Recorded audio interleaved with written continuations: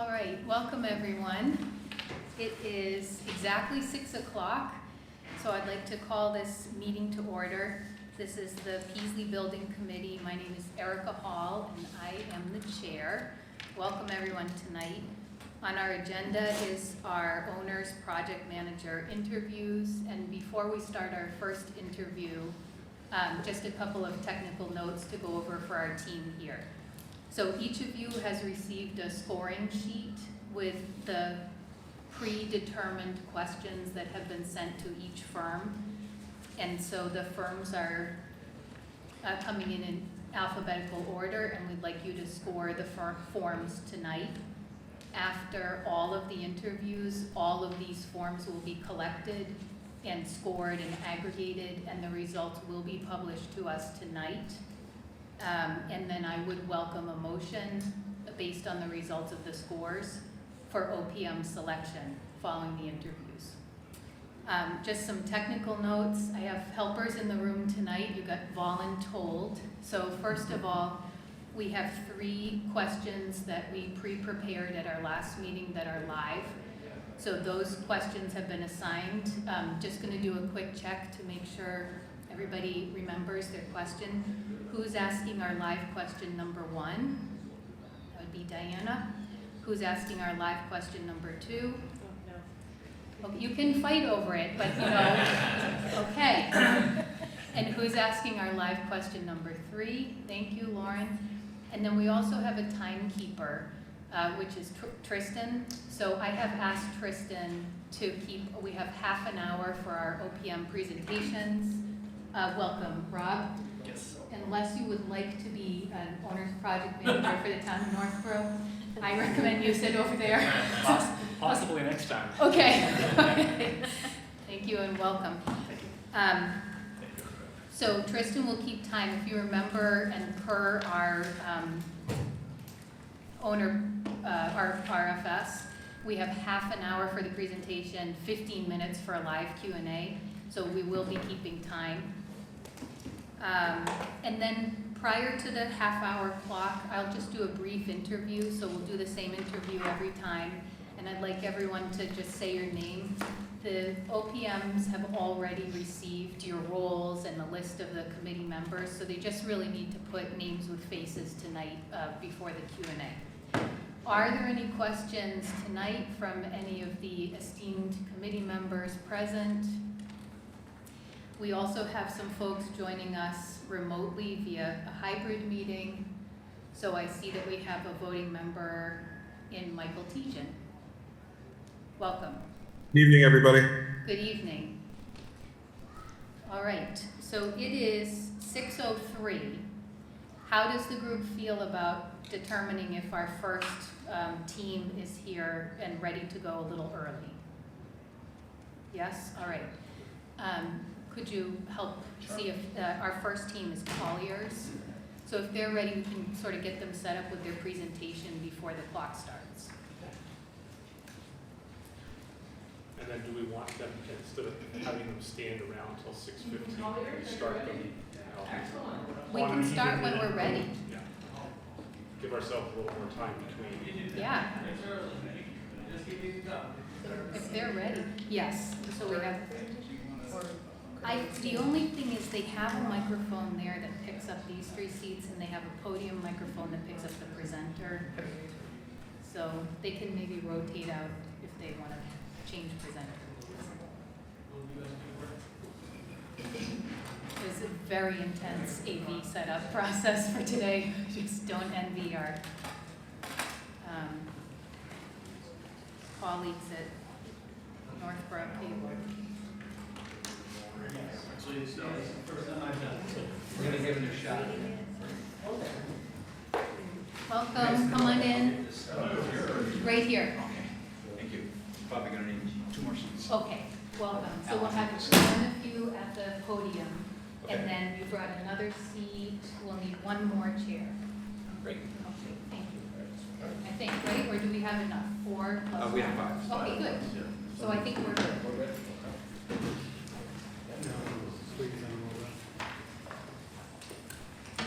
Welcome. Thank you for having us. Thanks for coming. We have a few handouts. dust out, then we'll settle in.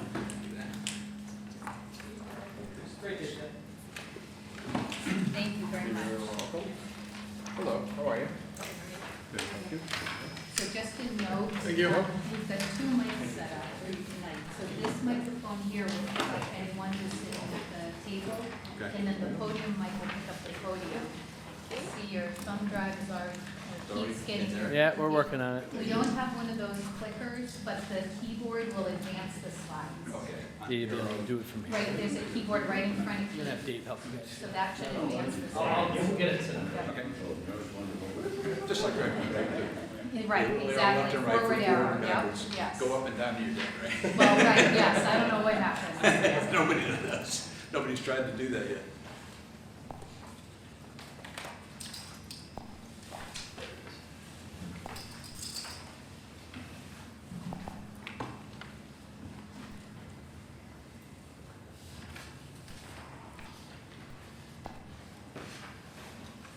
It's good to have somebody who knows how to operate. I would not want this job, I just think it's a lot of pressure. We have a live, hybrid, live streamed meeting / presentation and process, that's a lot of tech.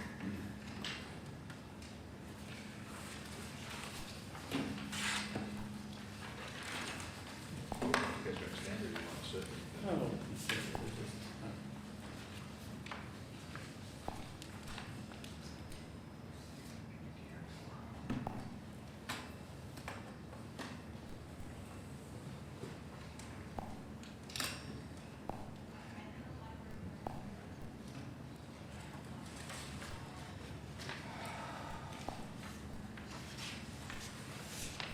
Powerful.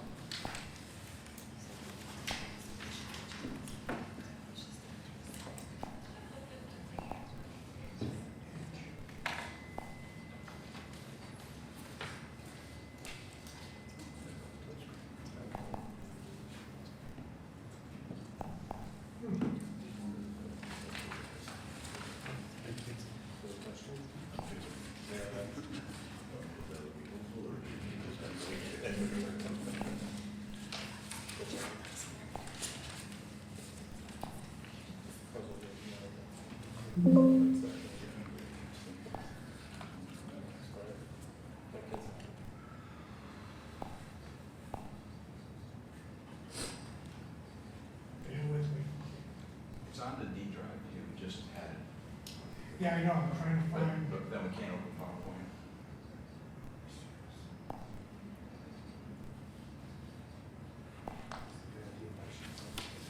Right, yeah.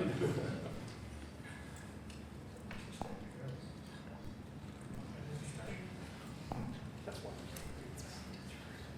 Or people.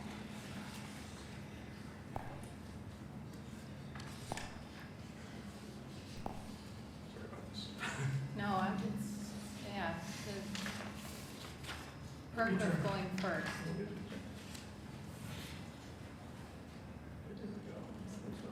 Yeah, that's making something happen.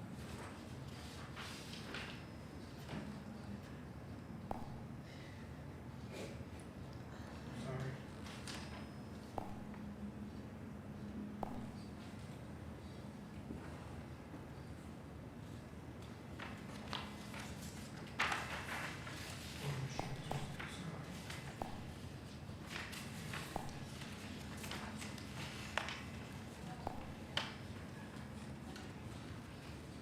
We can get these started from PowerPoint.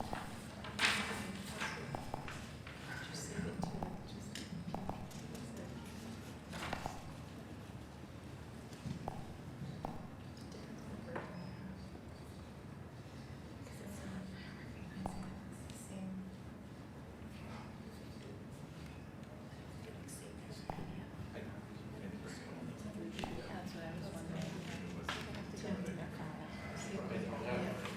Yeah. Do you, yeah, you don't have a laptop? Yeah, oh, yeah. Do we have it as a PDF? Yeah, no, there's a PowerPoint, but I have my laptop. but Yeah. I'm not sure. If you have your laptop, you can connect HDMI into the touch view as the next one. Okay, that'd be great. I apologize. Thank you Oh, for no, all right. your patience. Thanks to everyone. It's technology, Yes. that's what happens. It's great when it works. Well, I was hoping the viewers at home would have something riveting to watch. What we're looking at here. Yep. Old school. Yep.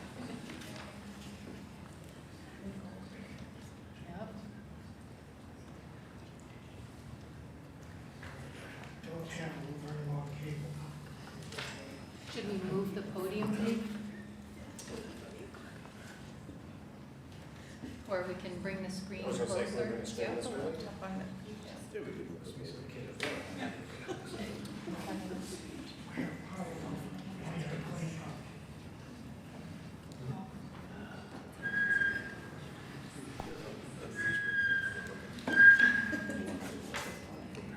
Oh,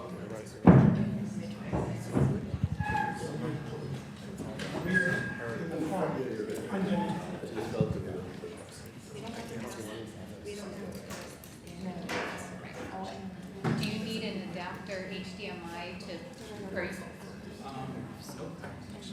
No, that laptop chops up.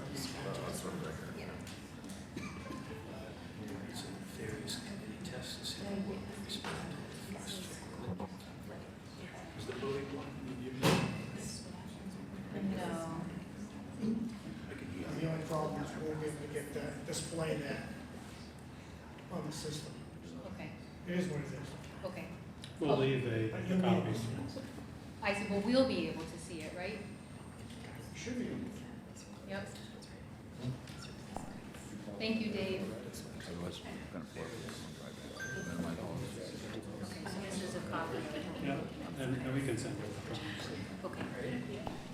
Hopefully we can pull it up here. We're still a page time.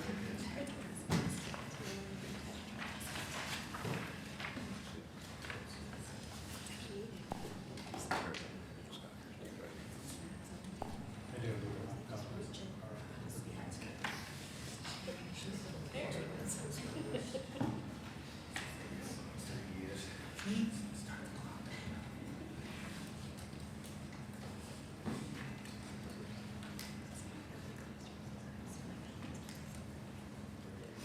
Station mode, I was gonna do that here. Get it up here.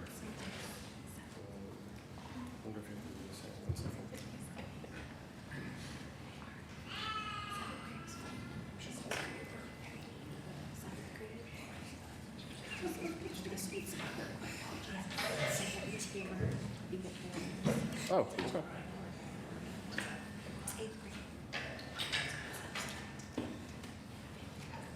Is this new name? It's not showing it. I don't know the install date, but we're not breaking in the equipment contrary to what it might look like.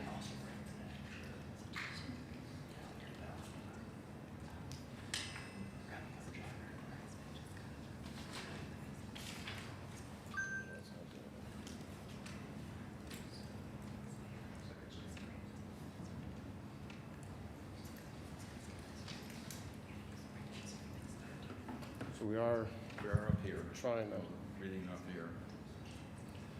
it's not. Oh, maybe it just wasn't plugged in. There we go. It just wasn't plugged in all the way. It's something. Duplicate. Thank you. Dave, can we just verify that we're live streaming? Here. Okay, we are. I can see this on the screen. Okay. So, Okay. So in the interest of time, while we just sort of finish this setup, Actually, thank you for your patience, everyone. So my name is Erica Hall, and I'm the chair of the Peaslee Building Committee. So welcome on behalf of our committee. Thank you for being here tonight. I would like our team briefly to say their names, just so you can put a face with a name. So I'll start with myself. So Erica Hall. Diana Nicholas. Lauren Bailey Jones. Kevin Biersch. Rob Tomasetti. Sean Durkee. Greg Martin. Becky Pellegrino. Tristan Doesn't. Keith LeBoy. Sean Bett. And we have some members joining remotely. Michael. Mike Keegan. Thank you. And Jason. Oh, I'm Jason Little, I'm the town's finance director. Thank you. Anyone else remote? Thank you. So before we get started, a couple more technical notes, but I think we got our biggest hurdle out of the way. So this meeting is live streamed, so your microphone is right there, as well as a microphone on the podium. And for us participants, we have a microphone that's picking up us as well, so just speak clearly because we are recorded and live streamed. And then we've allotted 30 minutes for presentation, 15 minutes for live Q&A. And I have a lovely volunteer over here who's offered to keep time. So when I stop talking, it's your turn. The 30-minute presentation will start. Tristan will give us a 5-minute and 1-minute warning, and then we'll go into our Q&A, 15 minutes. Great. Thank you very much. Thanks. We're ready. All set? Yes, welcome. Good evening. I'm sorry for the technical difficulties, but I think we worked through it as good, best as we could. I just want to give you a little bit of background of the company. We are Collier's project leaders. We started as Strategic Building Solutions in 1996, and we started just for this particular type of work. We're OPMs basically on educational facilities, and that's been our focus for going on 30 years now next year. So that's been our drive, and our goal is to do that. We do have registered architects and engineers and construction people on site, but it's important to know that we don't design anything and we don't construct anything. Our focus is being advocates for you and your technical resources. So with that said, I'd like to introduce some of the players here.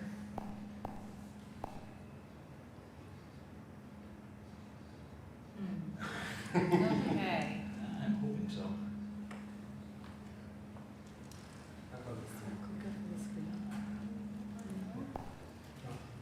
And I wonder if the keyboard on the podium will work. Alan, how about the keyboard on the podium? Keyboard is no longer on the podium. Okay, this is for me.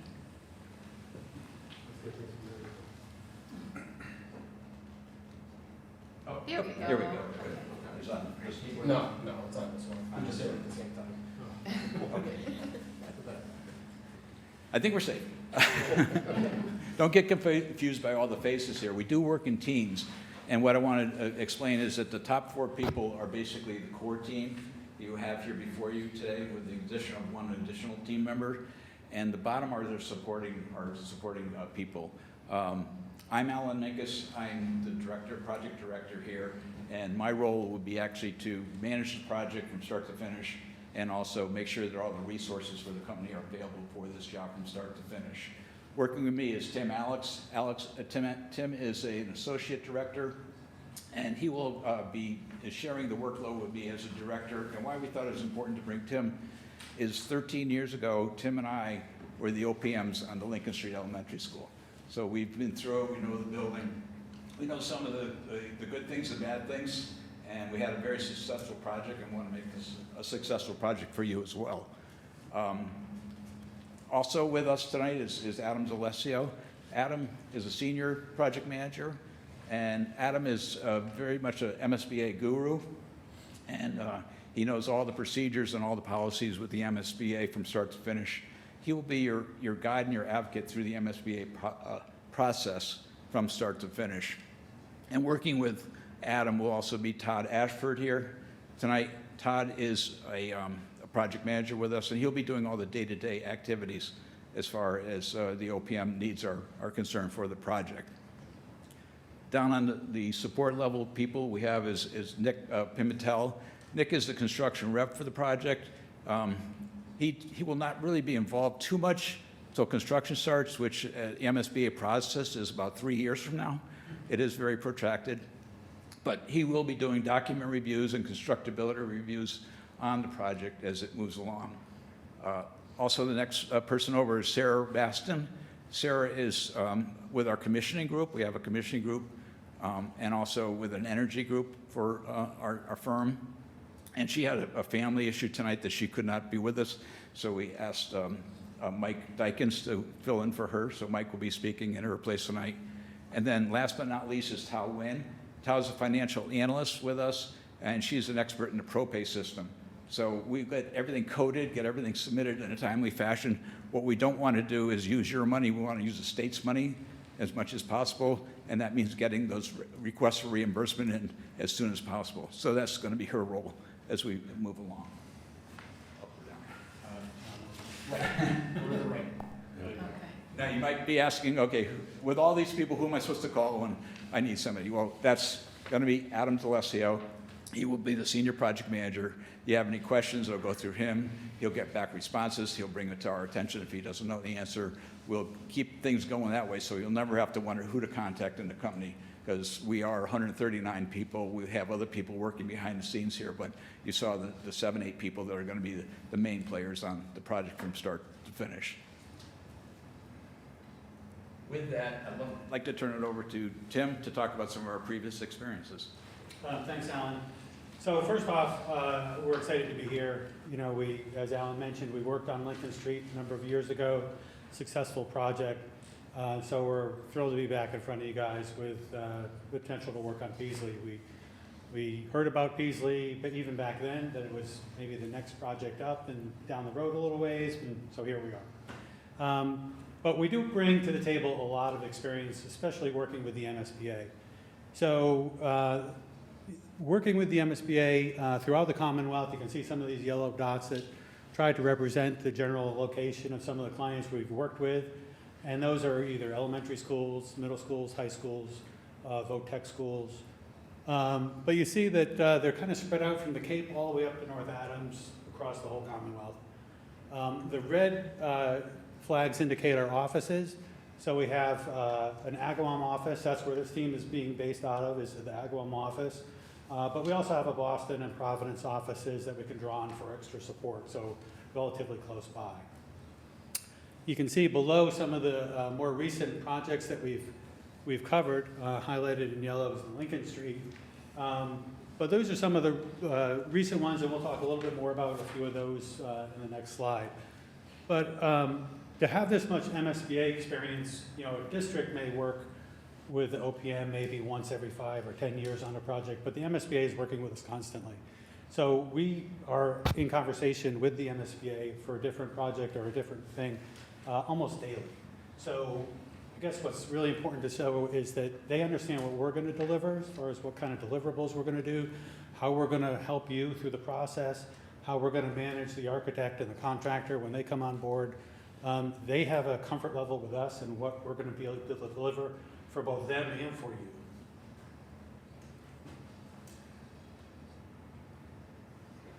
Okay, it worked. Okay, so obviously I didn't put up the Lincoln Street School because you've all seen it. Just a little refresher on that school. It was a phased occupied renovation. We had modulars out on the front lawn connected with a corridor for swing space on that project. Finished ahead of schedule and under budget. So a great project.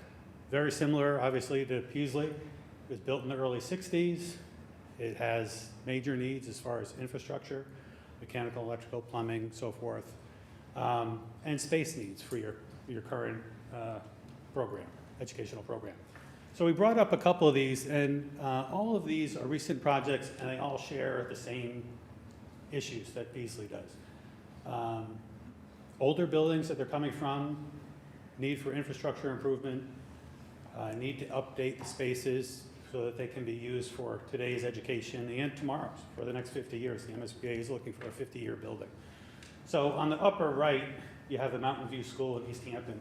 That was a consolidation of 3 elementary schools in town. They were all 100 years old. And their middle school, which was built in the mid-70s or early 70s, which was open plan and had some issues with it. So their preferred option was to go with a single building on the site of their middle school. And we'll talk a little bit more about some of the logistics of working in a tight environment like that on the next slide. But on the upper right, you have the East Meadow Elementary School. This is in Granby. Their preferred option was to do an ad reno to one of their existing elementary schools in town. What we did was built an addition right in front of the building. And this building actually shared a campus with their middle high school. So in the end, all the students were brought onto the same campus. Lower right is Templeton Elementary School. Again, a consolidation. There was 2 elementary schools They brought the 5th grade over from the middle school. They brought kindergarten in from yet another school in town. So it was built on one of their existing sites because they had trouble locating additional property. So there was some issues, and we worked with the town and really got the word out to explain the situation. But that one, number of schools all on a tight site in the center of town. And finally, Gardner Elementary School.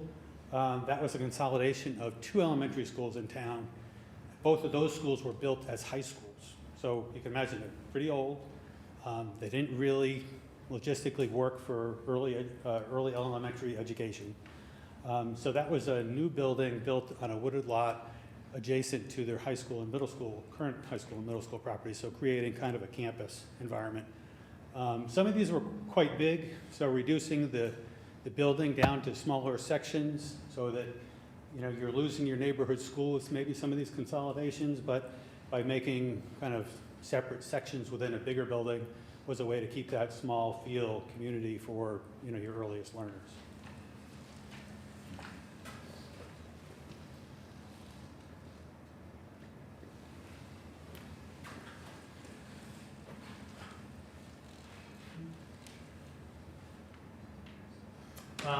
I'm showing this is Mountain View Elementary in East Hampton. I'm showing this really just to talk about logistics of working on an existing site or an occupied site, whether that site is an existing building that you're building adjacent to, or you're working within an existing facility that you're doing it in phases like we did with Lincoln Street. But it really comes down to communication and planning, and really making sure that you're getting all the word out, whether that's power shutdowns or traffic pattern changes or quiet hours for MCAS testing. It really comes down to those 2 items, because really it's about allowing you to provide education and keeping everybody safe on site. So this is kind of an extreme where the building on the right was the old middle school and the building on the left was the new construction. This was built during COVID. And then you can see on the lower right-hand side, once the existing building was demolished, we rebuilt some parking and recreated the fields. But it can be done safely, whether it's, again, a new building or an ad reno and phased in an existing building. It just takes a lot of coordination and planning. So our understanding of your project, we do, again, have an understanding based on our experience with Lincoln. You've had a building that's really served you well, served the town well for 60 plus years, but its infrastructure is aged, and you have to put in a major investment just to get it up to today's standards, which is quite a challenge with the new energy codes and so forth. There would be a lot of effort to do that. But then you're also faced with challenges about how to deliver education for the next 50 years, whether it be breakout space, whether it's community space, project-based learning, all those different activities that you really don't have those spaces in your existing facility. So the other ones we kind of know about. You have a nice site. It potentially could be used for a new building or as an ad reno space and stay in the same property. But that'll come. We'll understand that as we start to dig into it and understand wetlands and setbacks and all those different details that might direct the project in one direction or another. And with that, I'll turn it over to Adam to talk a little bit about project approach. Great, thank you, Tim. Thank you again. My name is Adam D'Alessio, Senior Project Manager. So thank you all again for having us here today. So project approach. So as Alan mentioned before, that as an OPM, we are your guide and advocate throughout the entire process. That starts from designer selection. That's one of the first things that we'll get into if we were to be selected as an OPM. Bringing on a designer, going through that process of reference checks and making sure that we get the right designer for this project. All the way through construction and closeout and even the final audit phase. We're going to be there along the way to guide you through this, answer questions, and making sure that we're hitting our timelines when we need to be. And that's where our experience comes in, as Tim mentioned before too, is that we understand the timelines for the MSBA. We know what needs to be submitted and when it needs to be submitted. It is a very prescribed program, but there are a lot of forms that go along with it and templates, and the submissions have to be just right or it gets kicked back and then we're losing time. So it's our job to make sure that the design team and ourselves have that submission completed and put through. Along the way too, there's a lot of players in this game. There's us, there's the town, there's the contractor when they come on, and designer and consultants. There's so many people involved in this project that, you want one main point of contact for everybody. And so that's where I would come in and our team would come in, that everything would come through us. We make sure that the flow of communication and information flows to us and then from us as well. That way, there's one point person throughout the entire project, and that makes sure that we're all receiving the same information. We'll make sure that the key stakeholders are getting all the information that they need, and we can get the responses in a timely manner. Another large part of this is going to be the community outreach piece of it too, which I'll get into in a few minutes. But all these pieces that come together, it is a lot to think of at this point, but that's what we're here for with our experience, to make sure that we're here every step of the way to make sure that what we can bring to the table is that experience.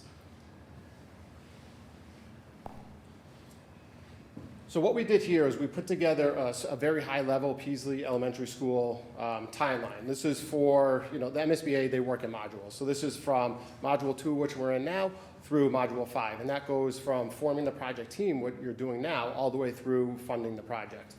So this schedule here is just over 2 years. It's 26 months. So we're in the Module 2 now, so you're selecting the OPM. Next would be the designer selection.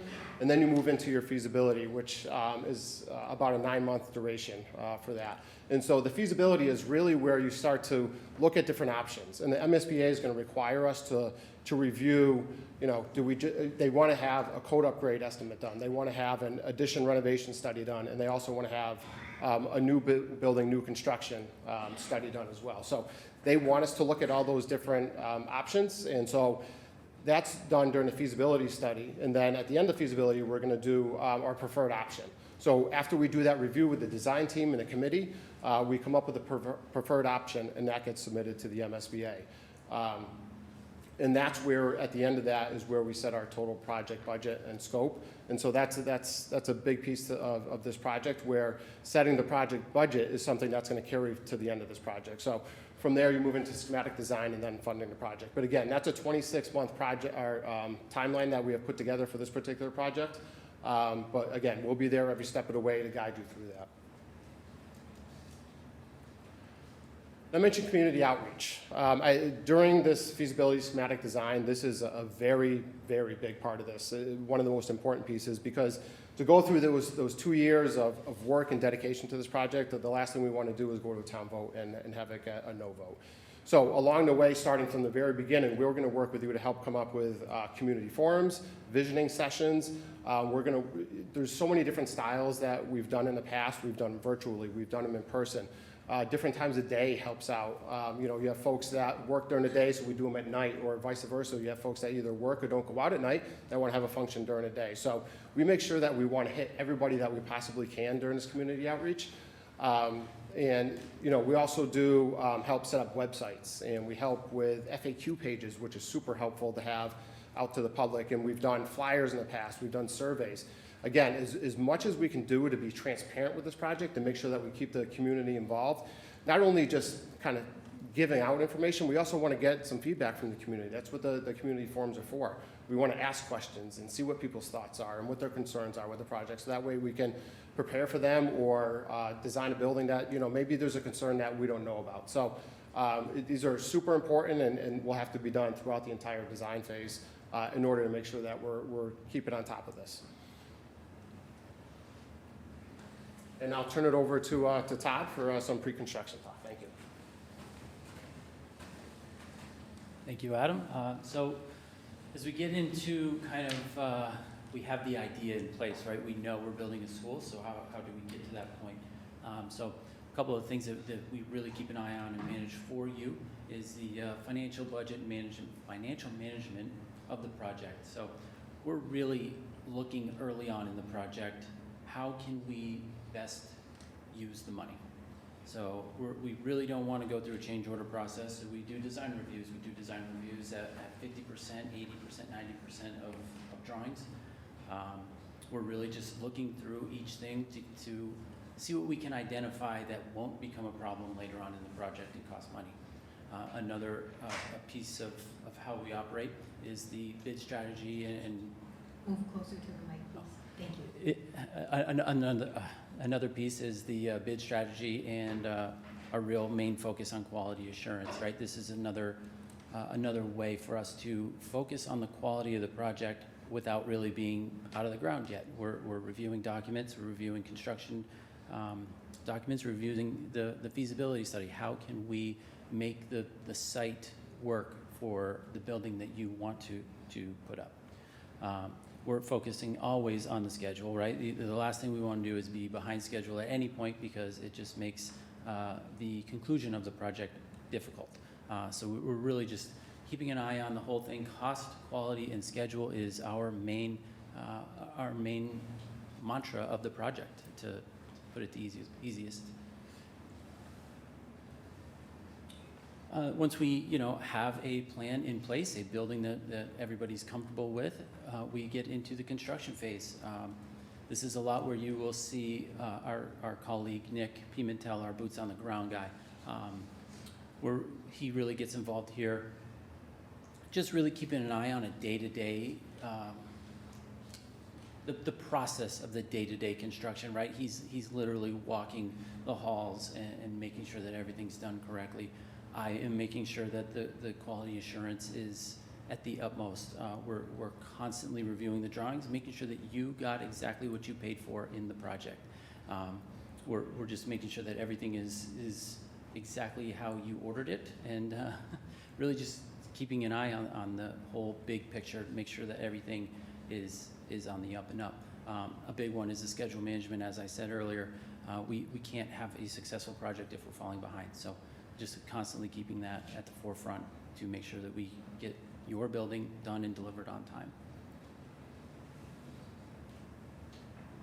And the closeout phase. Closeout phase is one of the most important, I would say. It's the thing that we probably focus on right from day one. The whole entire reason that we're on this project is to deliver a building that works for your program. So we are looking at the finish line right at the start of the project. How we do that is maintaining the punch list log, making sure that you have all of your training manuals, your owner manuals to all your equipment, and most importantly, your training. Last thing you want is a building turned over, a bunch of excited teachers and students, and nobody knows how to use any of the features. So training is a big piece of what we coordinate and make sure that you're heavily involved in that process as we turn the building over to you. Another big piece of that is the furniture, fixtures, and equipment. It's really some of the most exciting things that the students will see is what desk they're sitting at, what basketball they'll be using. So, we really do take a hands-on approach to that, bringing on the correct vendors, making sure that you, once again, got exactly what you paid for when the equipment is delivered. And with that, we have Mike to talk a little bit.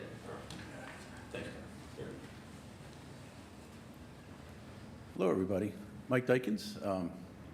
One of the things that Colliers brings to every project, which is a little bit unique, that you might not see with a lot of other OPM teams, is a complete technical support team. So as we pointed out in one of the earlier slides, there were those three folks on the bottom. I'm one of those folks. I'm a mechanical engineer. My expertise is mechanical, electrical, plumbing, and we give these guys all the technical support that they're going to need to not only make sure that the building was designed properly, but when it's time to turn these systems on, we're going to make sure that these buildings and all the systems within the building operate properly. This technical support doesn't just get shared with my team. I'm going to share that with this whole town. When it's time to occupy the building, we're going to make sure you have all the training programs that you're going to need. You're going to have systems in this building that you might not already have in some of your newer buildings. There's going to be VRF refrigeration systems, digitized automatic control systems. There's going to be all types of things that you're going to have to get a hang of. My job is going to be to make sure that all of that stuff gets handed over to you folks, and we're going to provide continued support to make sure that it remains as a premium, highly efficient system. So one of the other items that we wanted to make sure we're focusing on also is the efficiency. So we've got systems efficiencies, the resiliency that we're building in, and are we getting close? Are we getting close? I'm sorry. No, we're not. Okay. So Six. we're looking at, basically, to make sure all the major goals for any new construction project, we want to make sure we're hitting all those major goals. And more importantly, that when you guys finally have control of the building, that you're going to be able to take advantage of all those benefits and features. So with that, why don't we hand it off? Who's next? Some of the programs, I know we're going to do kind of a half and half on this one, but some of the options that might be available to you, not only through the MSBA, but we have other funding sources. And on this one, I think I'm going to hand it over to Tim to kind of tap into a little bit more. Thanks. Thanks, Mike. So the MSBA used to have a restriction on additional funding. If you were to receive additional funding from another source outside the MSBA would, in essence, shrink their grant by the amount you're getting from somebody else. The MSBA has changed that, especially with this Inflation Reduction Act. It's currently still up and running, so we're hoping that it continues. But that really would help offset the cost if you were to do something like a geothermal system that is more upfront cost, but cheaper operationally for the life of the building. So that might be an option that you could look to help offset that additional cost. The Mass Save program has been around for a long time, and that's something that will continue. And we can help and work with you to identify other grant opportunities, or if you were to receive other grants, how to manage the finances and the reporting for those, because that's actually a bigger job than actually getting the grant, I think sometimes, is reporting back how you're utilizing those funds. So this is one of those things that is not at the end, it's at the beginning where we really started, because Mike and his team are going to be helping us analyze systems early on. The cheapest time to make a change on something is before you've gone too far in the drawings. So if it's just kind of a bubble diagram stage, that's really, it doesn't cost anything to redraw it. If you start getting further and further in design, bigger changes start to get more costly or could have a bigger impact on schedule or other things. So by going through some of these analysis of life cycle cost or of which system should we go for just a typical gas-fired boiler, or should we do something a little hybrid or something more energy efficient? Not all green technology is right for all buildings, so we want to make sure that we're picking out the right one.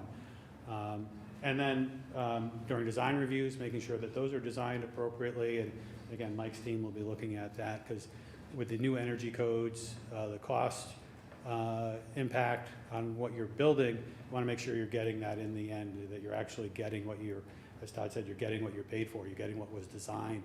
You're going to make some tough decisions through the course of the design, because you can't have everything. And so some of these decisions that you have to make, may prevent you from doing something else that you might want to do if you had some extra money. So we want to make sure that you're getting the full value of those things during the design process. And then in the end, again, the Inflation Reduction Act, a tax incentive program that you get after the project is done, unlike the MSBA where you're getting reimbursement throughout the process on a monthly basis.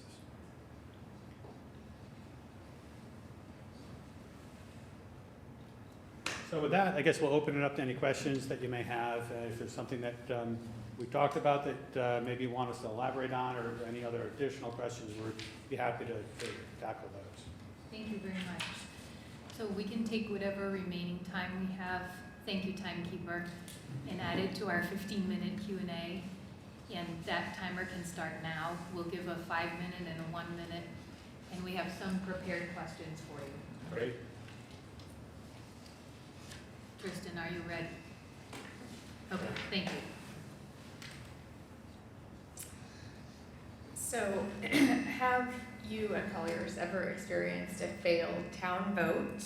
And if so, what role did the OPM play in that process? And what lessons can be drawn from a failed vote? There wasn't on any of our projects, but there was one a number of years ago. Right. This team has worked on most of the projects that we represented with our experience, and we have never lost a town vote. The one that did lose was in Berkshire Hills, up in Stockbridge, Massachusetts. It's on its third go-around. It failed twice, and right now it's being designed again and going out to the voters this fall. So, and that was because of the two different towns and two different economies within those towns, and their income levels and things like that, and wanting one group wanting it and the other group not wanting it just because of the cost of the projects. We were the OPM on that. We did do community outreach. We did try to garner support. What I like to say in these projects is you always get 1/3 that wants the project, 1/3 that doesn't want the project, and what you're trying to do is convince the third in between that it's the right thing to do. And if you can do that, it will pass. But in the case of Stockbridge, which, like I said, none of us are working on, it did not happen. So, and that goes back, that probably started 10 years ago when that first failed. So just to clarify, sorry, you were the OPM the very first time years ago when it didn't pass? We were the OPM twice on it. You were, okay. And it failed twice. Okay. It's now with the third OPM and a third design team, and that's the one that's going to vote in fall. So, you know, fingers crossed that they get their new school this year. Maybe it's time, maybe it's worn out after 10 more years, but that was our one failure that I can admit to. Okay. Thank you for clarifying that. Sure. We have been in OPM where a project previously failed in the town, and we came in and did a slightly different project, but then it passed overwhelmingly. So I think, you know, we'll learn from the lessons of the previous people who have presented something and understand why maybe it didn't pass, or maybe the information they felt like a finished design was presented without really bringing the people along the way with these public information sessions, so they hear the questions that are being asked, they hear how the story is evolving, and so then it's kind of a natural conclusion that, yeah, they need this and this is why. Into the mic. Oh, sorry. Thank you. Mr. Durkin. Ready? Tell us about a time when you struggled with the building project. How did you resolve conflicts with any of the parties involved? Well, we have one recently. It's a successful project for the town. We did have a contractor that was difficult to manage and work with. But with the support of the building committee, they supported us keeping the pressure on the contractor to deliver what they were required to deliver by contract. We kind of take the approach of firm but fair. Look, we're not going to ask you for things that aren't in the drawings. We're not going to ask you for something that's not part of your contract. But what we will do is ask you to deliver what is in your contract. And so the project finished and opened in time for the school year. But there was a lengthy punch list. It was a COVID job, so you can kind of understand that there were some bumps along the way. But in the end, the project team stuck with it and finished it out.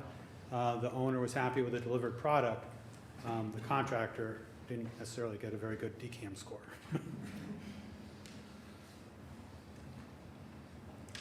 What challenges do you foresee in the next year or two that are specific to school building projects, and how would you plan to address those challenges?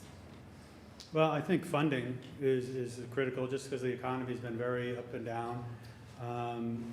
As we came out of the pandemic, we hit a period of extreme escalation in costs. We don't think that escalation will really be our main issue going forward, but now it's tariffs and maybe some other things that impact costs down the road, and it's changing daily. So when we do go out for cost estimates, we go to two different estimators. The architect will hire an estimator, we'll hire an estimator. We don't do it in-house because we want someone that's all they do.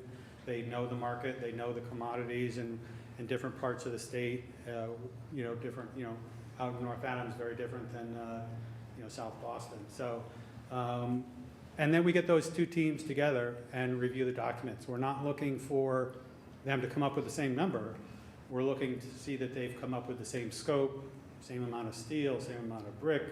They may vary a little bit on their labor rates and their unit costs for materials, but we'll have a pretty good sense. And we do that multiple times through the course of the design so that number one, we're staying on budget, but number two, we have a pretty good confidence level that we're going to come in on budget at bid day. Thank you. That concludes our pre-prepared questions. Do you have any other remarks? You have some remaining time.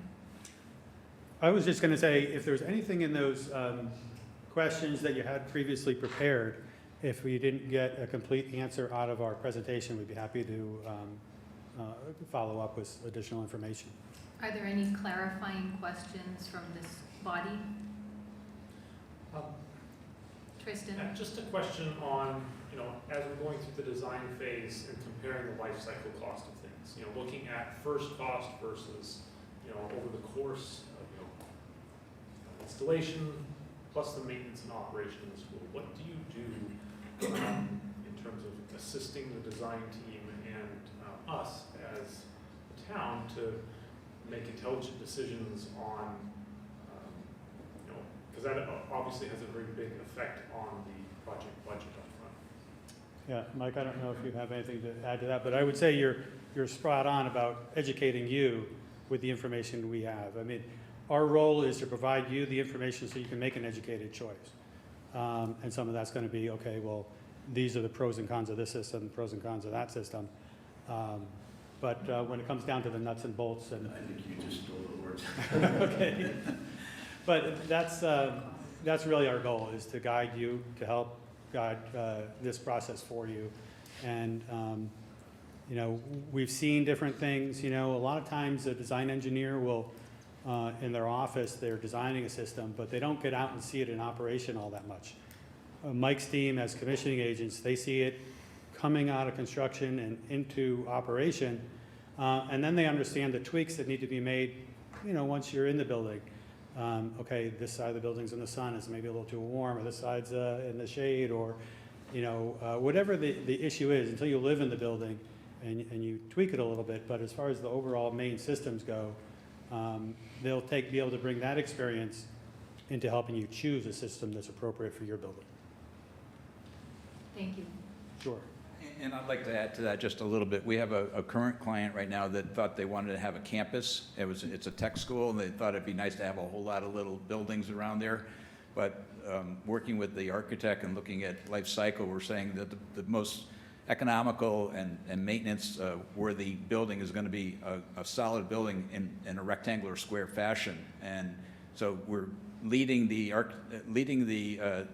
district in making a choice not to go with a whole lot of little satellites around there that all have 4 walls and a roof, and it's going to cost a fortune to run over the course of time.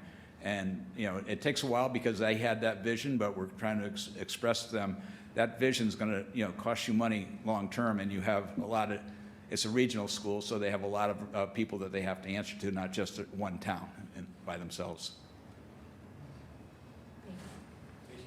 Any other questions, clarifying questions? Just have a quick one on your challenges of funding.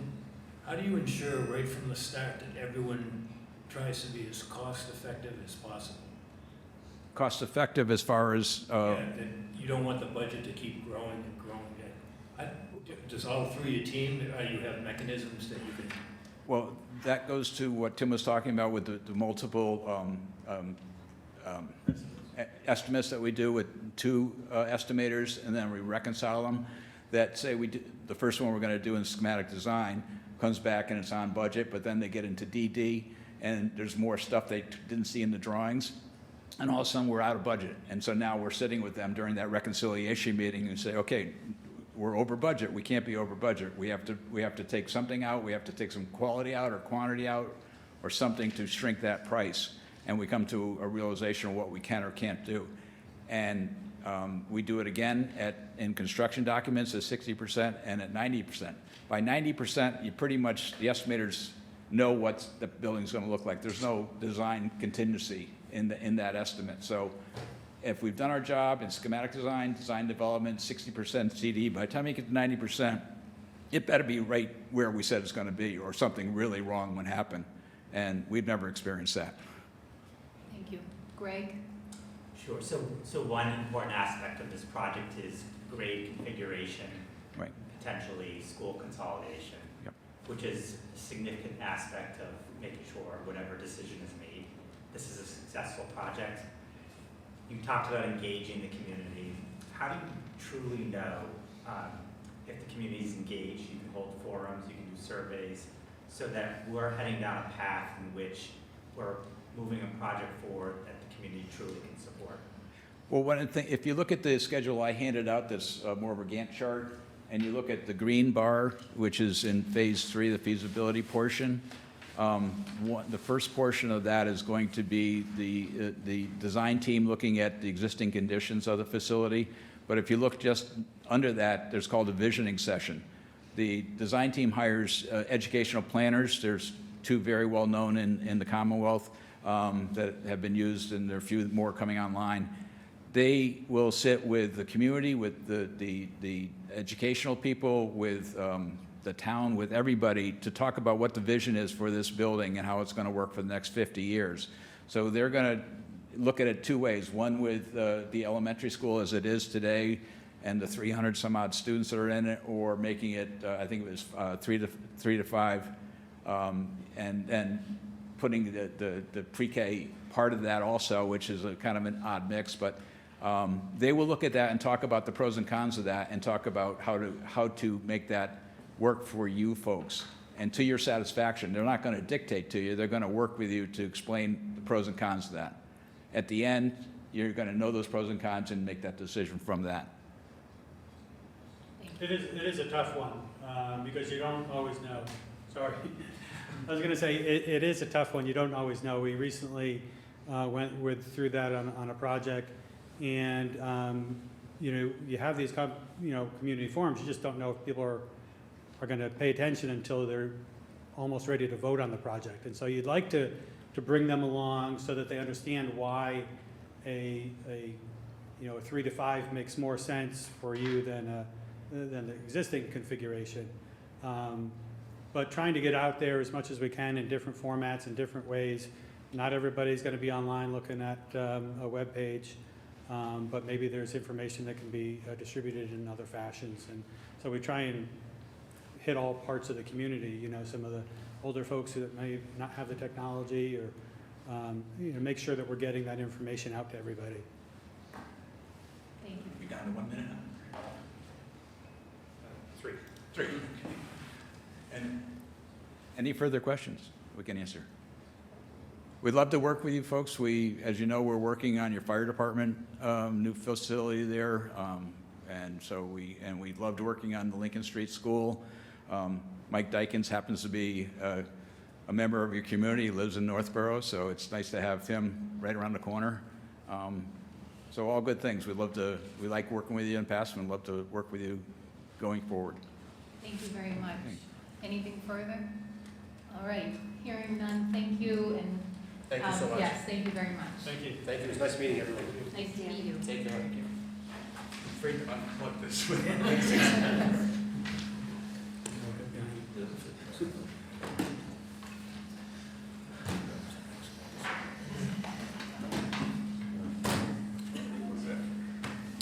Well, good luck with the rest of your Thank you meeting. very much, thank you.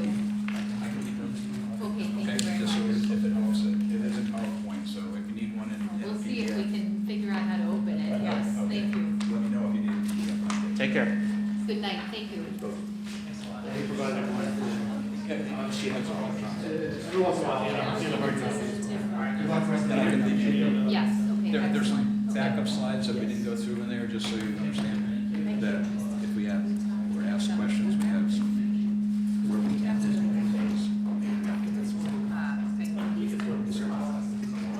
We had it here, we had some things on capacity, or just things that we had in case those questions.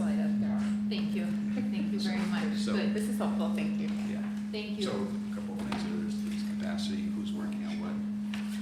We have successful and difficult projects.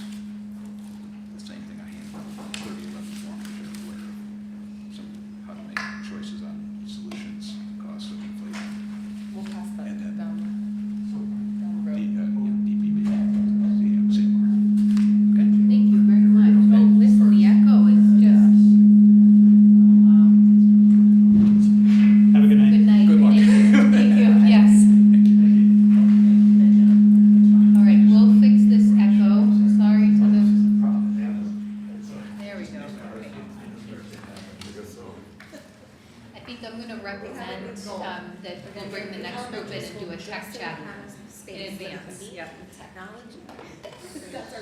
Dave, we're gonna bring the next group in shortly and do a tech check on the next presentation. Oh, really? They have a PDF. There are a few extra slides, like this has They have a PowerPoint. I thought they skipped that because I knew how They have a PDF presentation, so they do. But, we have a PowerPoint. They said If, yeah, that's good to have that. these are have a PDF. Then it's your carriage, we should make sure it's okay. I didn't notice that it said Oh, that's why you were like, how are we gonna do this? I see. Yes. I'm bringing And we'll hold on to all three sheets of practice. Yes, we are. The cleanest was even looking at the version. And yeah, sure.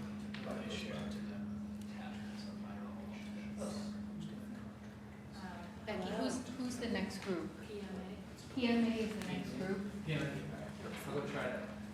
and prep them. Yeah, I will. And they can come in anytime to do the tech check, so they can be Yes. 5 minutes early. What time is there? What time is there? 7:15, All right. we start. Let me get it going now. They can come now. All right, great. Thank you.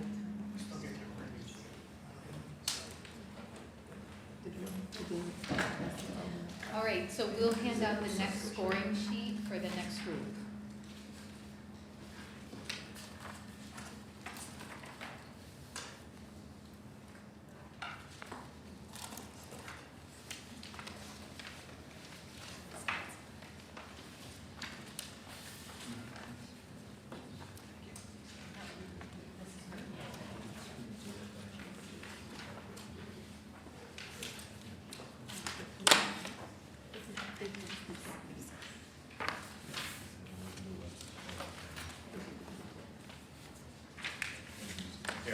Yes. Would you like to collect the portion or? Not yet, at the end.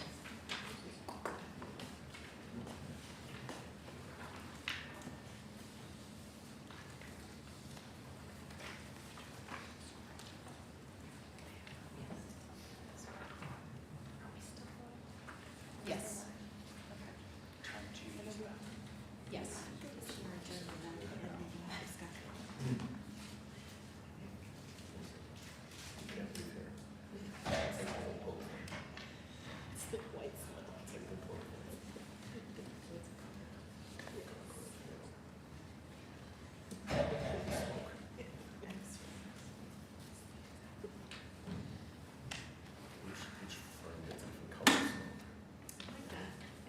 Colors to be blue. This next one can be purple, it's PMA.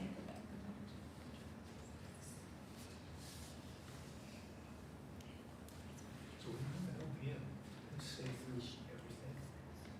Does the architect take legal construction control, or does everything stay with him? OPM will be with us through the very, through when we close it out. It's the very beginning. We have a final reimbursement for the SBA. So there's an extension of us.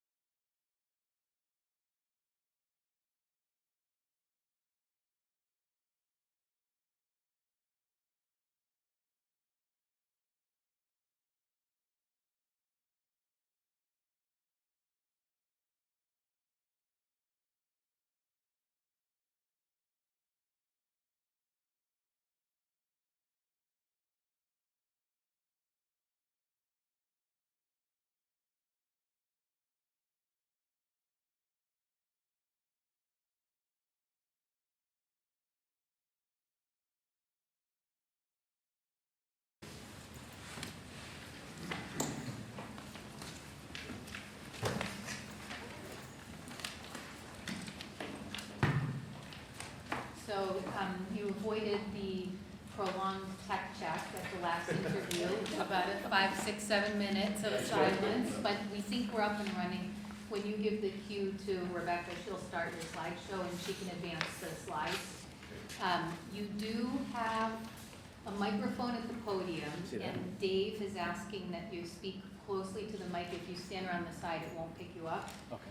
Anybody who's sitting here has a mic there. We are being live streamed. Okay. So I'll welcome you and then just talk about some notes. So my name is Erica Hall. I'm the chair for the Peaslee Building Committee. And on behalf of the committee, thank you for joining us in Northborough tonight and joining us in person.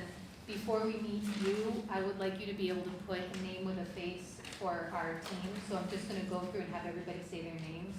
So we'll start with Diana. Diana Nicholas. Laura Bailey Jones. Kevin Biersch. Rob Tomasetti. Sean Durkin. Craig Marco, superintendent. Hi, Becky Pellegrino. Tristan Bevan. And Keith Boyd. Thank you. And we also have some folks joining online. Hi, Mike Tejan, Selectman. Thank you. Hey, I'm Jason Little, Finance Director for the town. Thank you. So we have, per our OPM document, we have 30 minutes for your presentation tonight, and then we have 15 minutes for Q&A. Okay. And I have a volunteer who has, yes, been voluntold to be a timekeeper. So we'll start now with your 30 minutes, and he'll hold a 5-minute and a 1-minute Okay. for your presentation, and then we'll restart the clock for Q&A. We have some members with prepared questions for Q&A. Okay.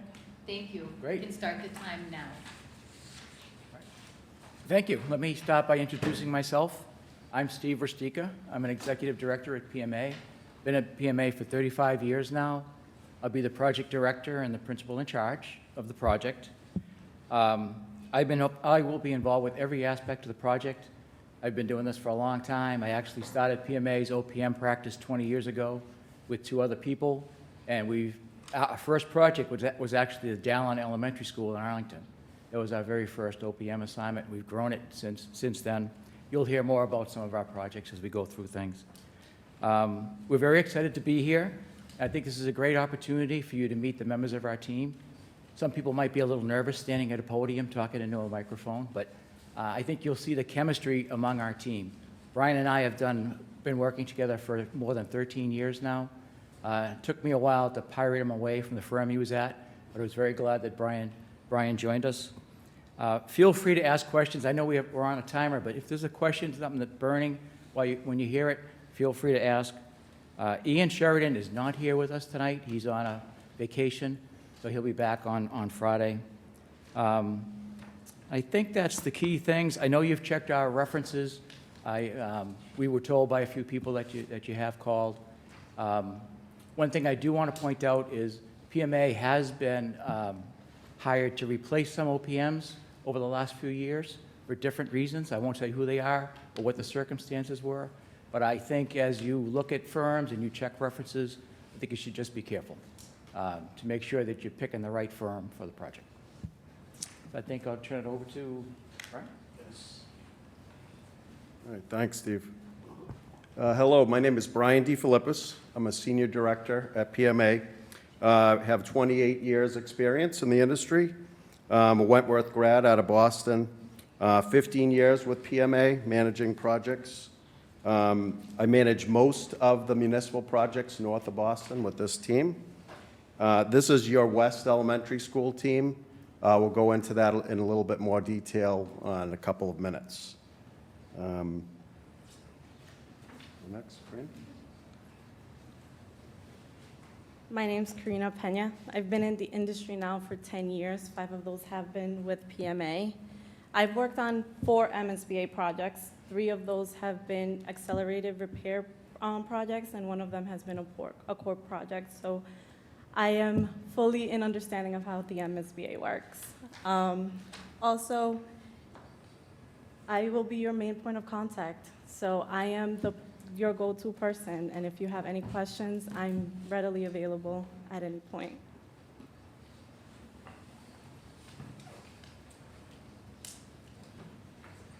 How's everyone doing? My name is Kevin Weeks. I will be the Assistant Project Manager for construction. I will be involved with design, but I will be mostly involved with the construction process. I have 16 years in the industry, 6 with PMA. Prior to that, I was a union carpenter for 10. Went to school at night at Wentworth to get my bachelor's, and was lucky enough to get an opportunity with PMA 6 years ago. I am also a certified licensed construction supervisor and a MCPPO certified professional, and I'd like to thank you for the opportunity.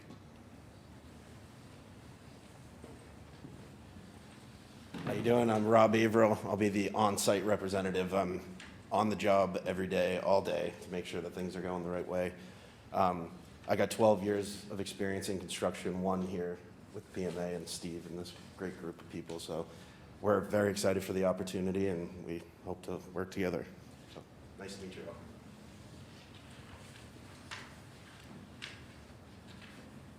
Next slide. Sorry, it is me. Sorry for that. We organized our presentation to answer the questions in order that you provided them to us. Next slide. One thing I want to touch on is our experience on school projects. We have managed several 149A CM at risk projects. We've managed several design bid build, Chapter 149 projects, and we've managed several hybrid projects that have been 149 and Chapter 30, where there's been a need to do abatement in the building or demolition or something like that. And we've worked with the designer, put Chapter 30 packages together and bid those. So I think it's important to see what experience we have. PMA is focused primarily on OPM work. We're not designers, we're not contractors, even though we've come from the industry and several people have PE licenses. We focus on OPM work, and we have about 100 people here locally who do that.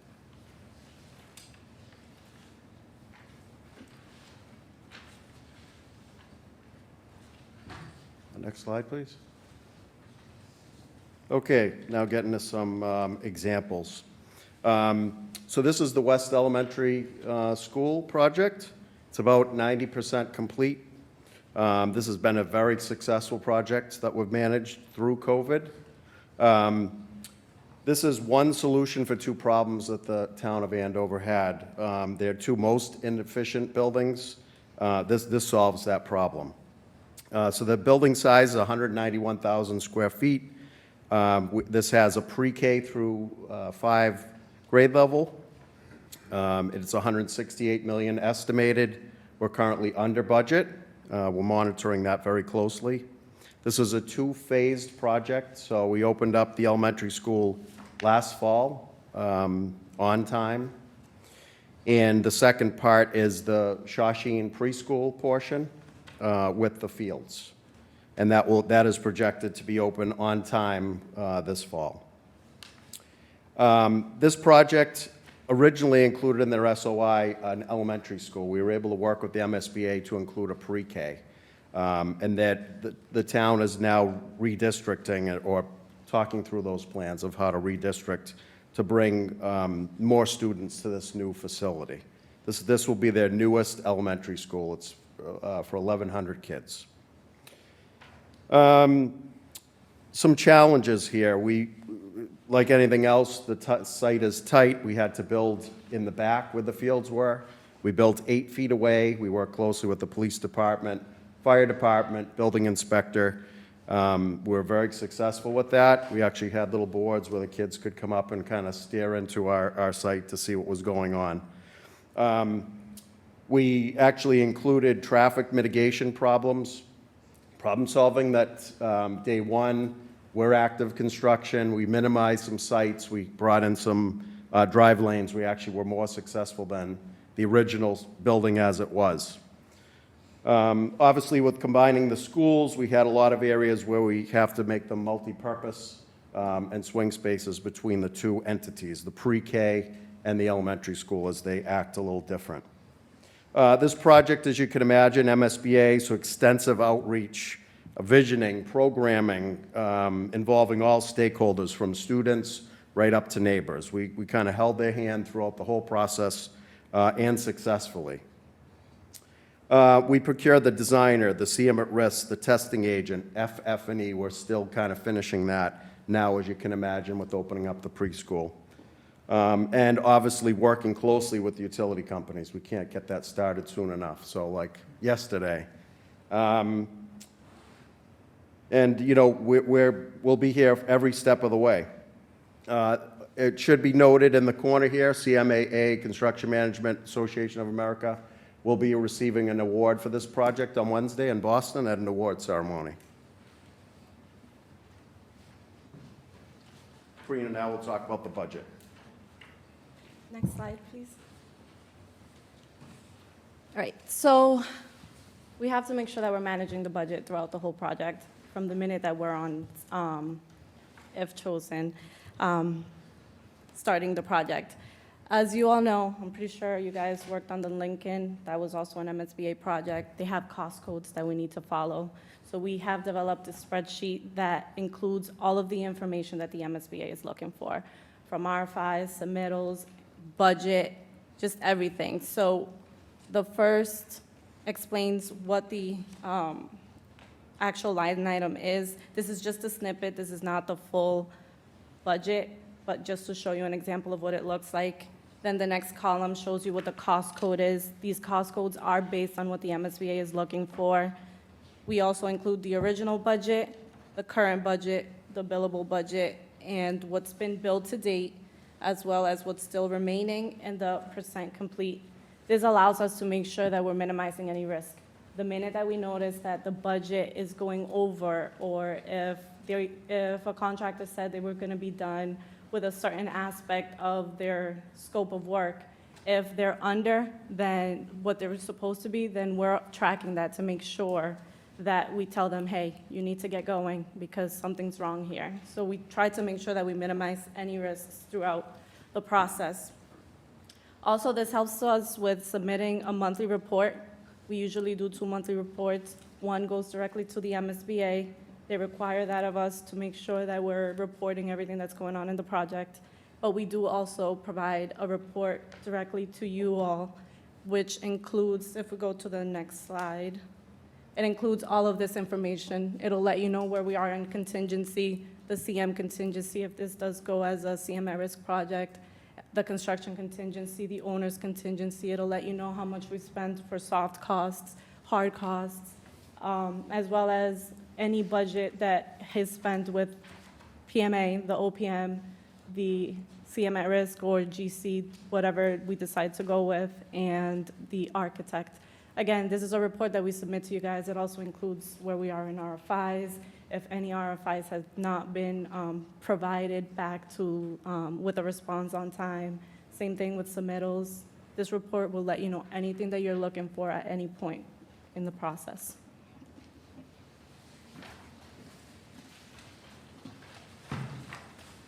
So if you could go to the next slide, I believe one of the questions the committee asked had to do with challenging projects and how we dealt with them. So I would like to introduce the Andover Doherty Middle School project, which I was the lead on. This was supposed to be a simple elevator lobby addition renovation. What was encountered was everything except for arrowheads and dinosaur fossils underground. It was a lot of unforeseen conditions. We encountered abandoned steam vault that was actually in the footprint of where the elevator pit was going. That was a nice surprise. The associated piping was there. We had utilities that were supposed to be 6 feet outside the limit of work that were just mysteriously right in the middle of where things were supposed to go. So needless to say, what could have went wrong kind of went wrong. We also discovered that we had an unsupported structural wall that was supposed to have bond beams and a haunched foundation slab that neither were there. So what we had to do was kind of navigate those challenges. Additionally, we had owner added scope due to MAAB non-conformance issues with accessibility. So we had to address those as well. All in all, this project was supposed to be completed, substantially completed August of 2024. All the unforeseen conditions added an additional 4 months to the schedule, However, I'm proud to say that we were able to successfully negotiate the delay claim with the contractor, and we were able to deliver this project under budget still with the delay.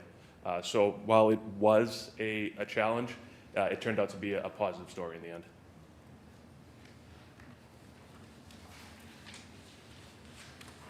Next slide, please.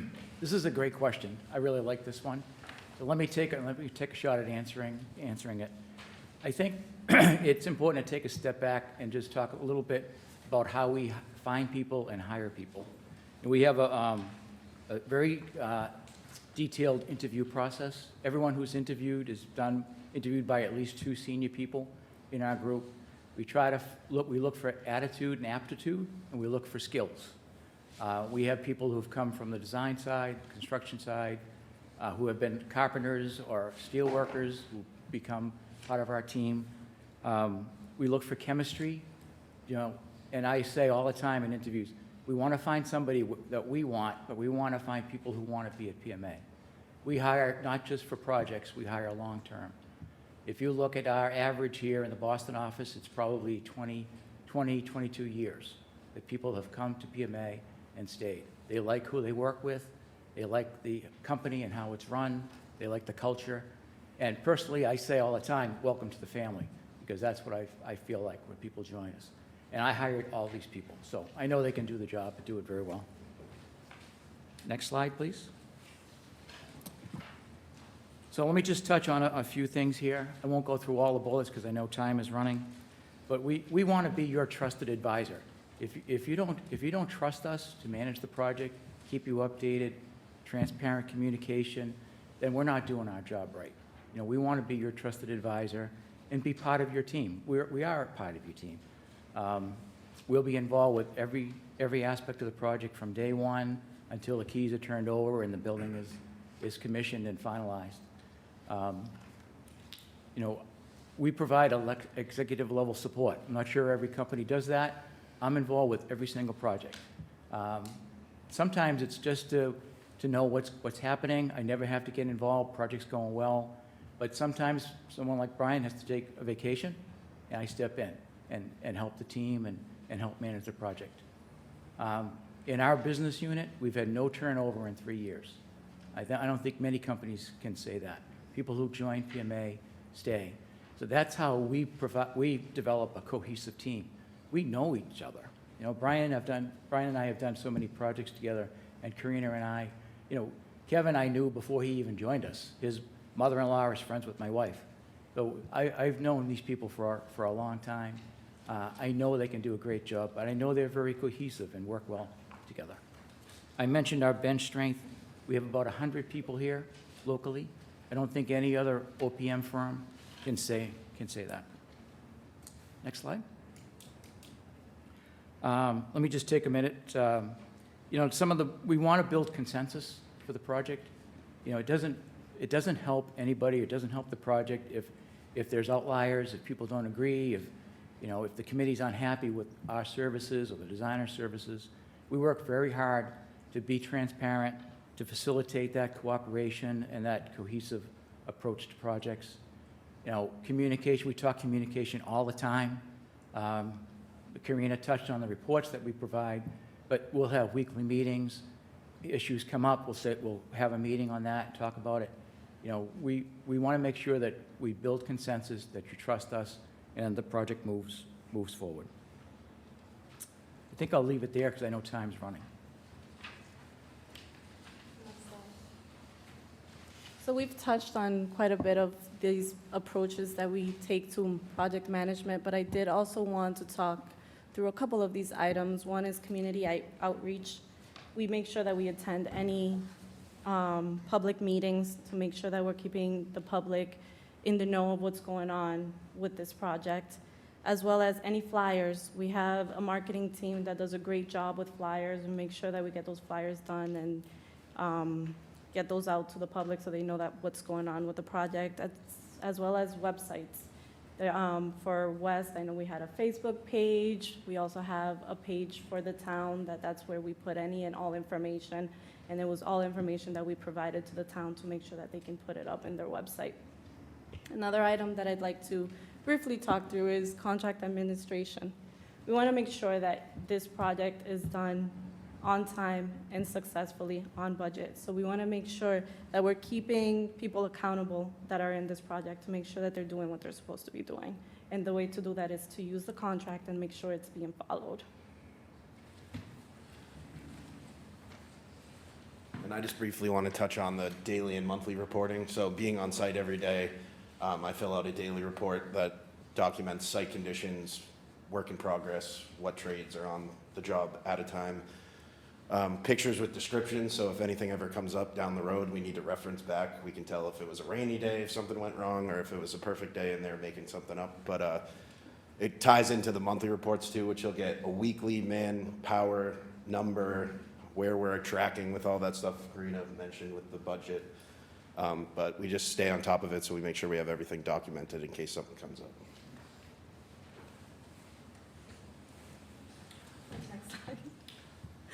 All right, so to summarize, we have a list of who our stakeholders would be for this project. Again, I'm not gonna go bullet point by bullet point for this slide, but I just wanna make sure you guys understand. We're an extension of you. We're here to make sure that the town gets what they deserve for this project. And we'll make sure that that happens.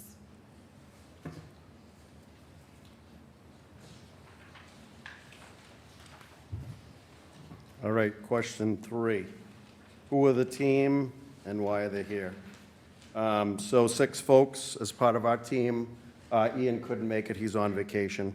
All of our staff are MCPPO trained. We're procurement professionals as part of Massachusetts General, next slide, General Law. This is the West team. We understand how the MSBA works. We will advocate for the town in this instance to get you the project that you need. Who? So Karina will be your main point of contact the day-to-day. I'll always be there for support, as will Steve. Kevin will be managing the construction deliverables. Ian will be delivering the design deliverables, and then Rob will be on site during construction. We work daily together. We cover when things need to be done. Collaborative approach and teamwork. We work with each other. We like each other, and I think that shows. This staff has been added back for numerous projects in the same towns. Please check our references if you haven't. Next slide. Anticipated time commitment. So you'll see here, I won't go through all the numbers, but our team will kind of come in and out as needed to meet the requirements of the MSBA, the 8 modules that you'll be walking through as part of that process.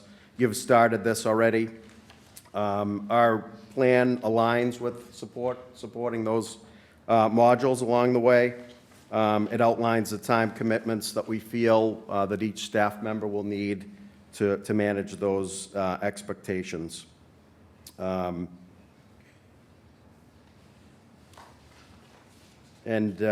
for oversight, Steve will be here as needed. Myself, I'll be around whenever needed. Karina will be the day-to-day.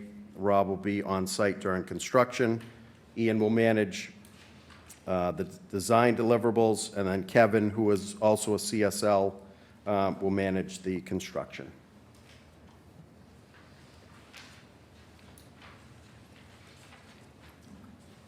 Next slide. So we can go on to the next slide after this one. Your question was about sustainability and grants. So this is the Acton Town Hall.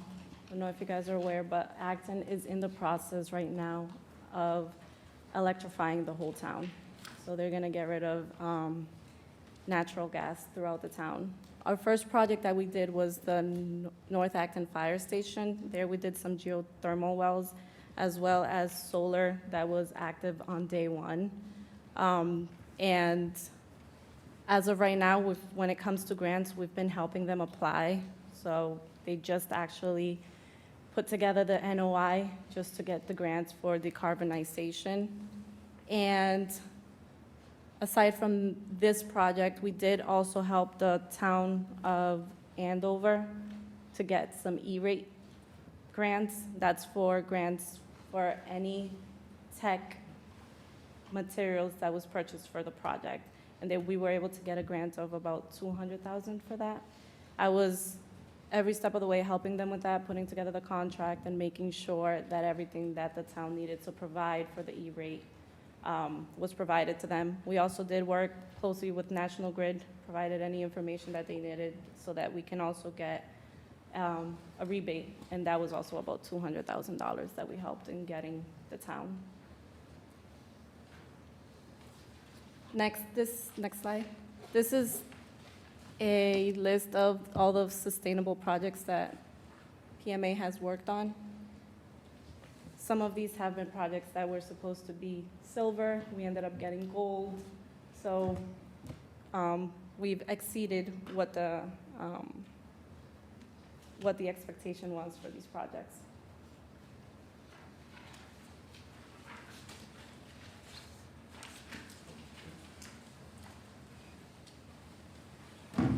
All right, if you can go to the next slide, please. So this is an example of one of the presentations we gave for Acton for their life cycle cost analysis. This was between a geothermal ground source heat pump, a variable refrigerant flow system, and a central VAV system, basically a central AC with a hot water supply. The towns of Acton is actually in a fossil fuel-free initiative. This was one of their first projects kind of moving into that mandate. So their concerns were more along the lines of limiting their carbon footprint as well as what their the payback was in terms of years.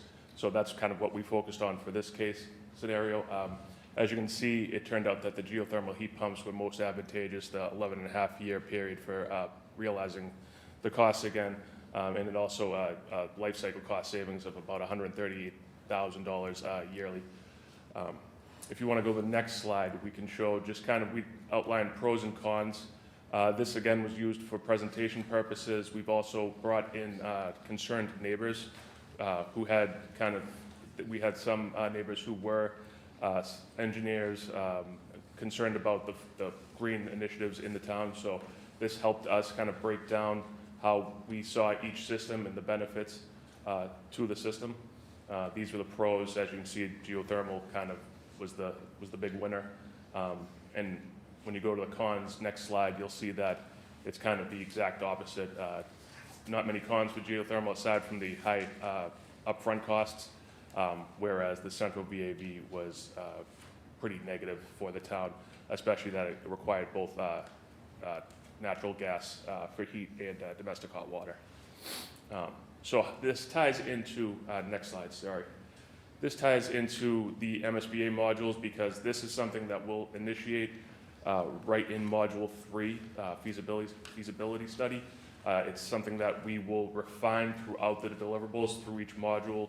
As you get into the PDP deliverable, the PSR, each will have more detail of the analysis till we get to Module 6, which is detailed design.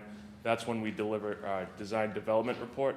That kind of finalizes the mechanicals, the electricals, all your building management systems, and that gives the designer a final go-ahead to design those systems and get ready for construction. This is also important to start at the beginning because, as noted in the previous slide, the life cycle costs, the energy grants, the green initiatives, you can actually recoup points on your MSBA funding. I believe it's up to four points you can get additionally on that through green initiatives.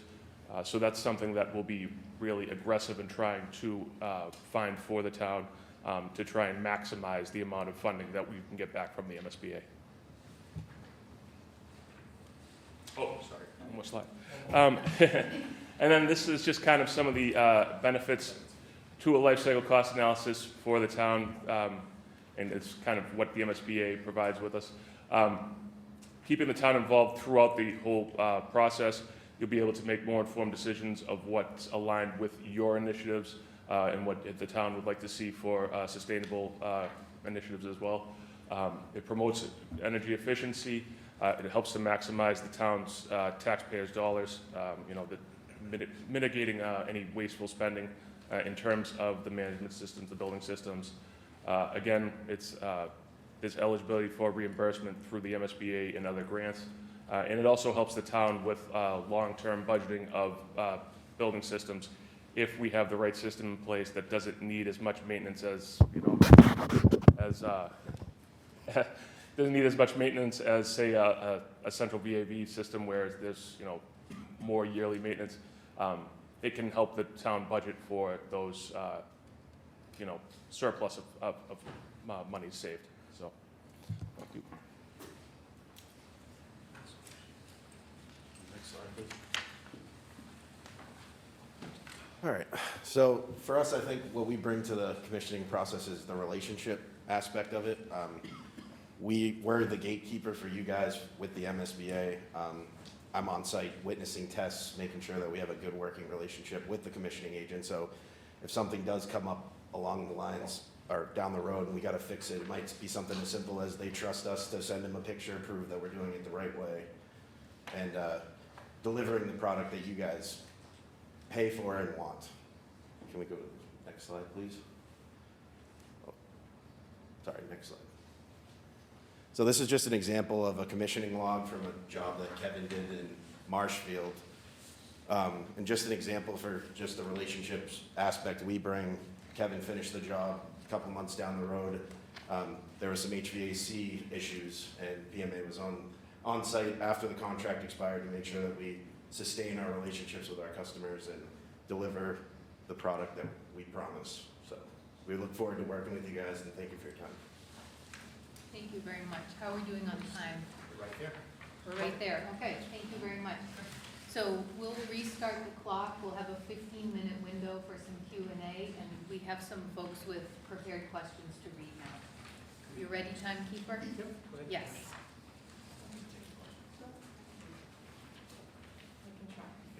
I can try to answer your questions. Okay. You can call us. So have you ever experienced a failed town vote? And if so, what role did the OPM play in the process?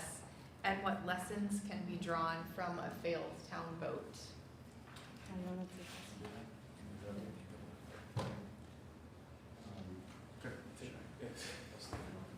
Okay, so Andover High School, recently, so as you can imagine, $168 million for an elementary school that's in the works. The high school was another initiative they wanted to take on. We priced that out, basically $500 million. No real appetite to have taxes then go up again. So we re-envisioned the plan. We're now part of another initiative. It's kind of, I think it's called the Andover High School Improvement Plan, where we're going to do some renovations where fit, some additions for science rooms, and roughly $50 to $60 million price tag. So kind of re-pulling, the process and the vision of the plan and managing that now. So, more outreach to the town's people to make sure that we get that right. And, it's a renovation right now. So did you feel like there were lessons learned from that? Or Outreach. I think more outreach. We're doing extensive outreach as part of this process. And then I think as part of West Elementary, if we're able to be successful there, which we believe we are, have a good story to tell, and then just dovetail into the high school. Can I ask one clarifying question? Yes. Can you talk a little bit about the type of outreach, like specifically? We go to every meeting.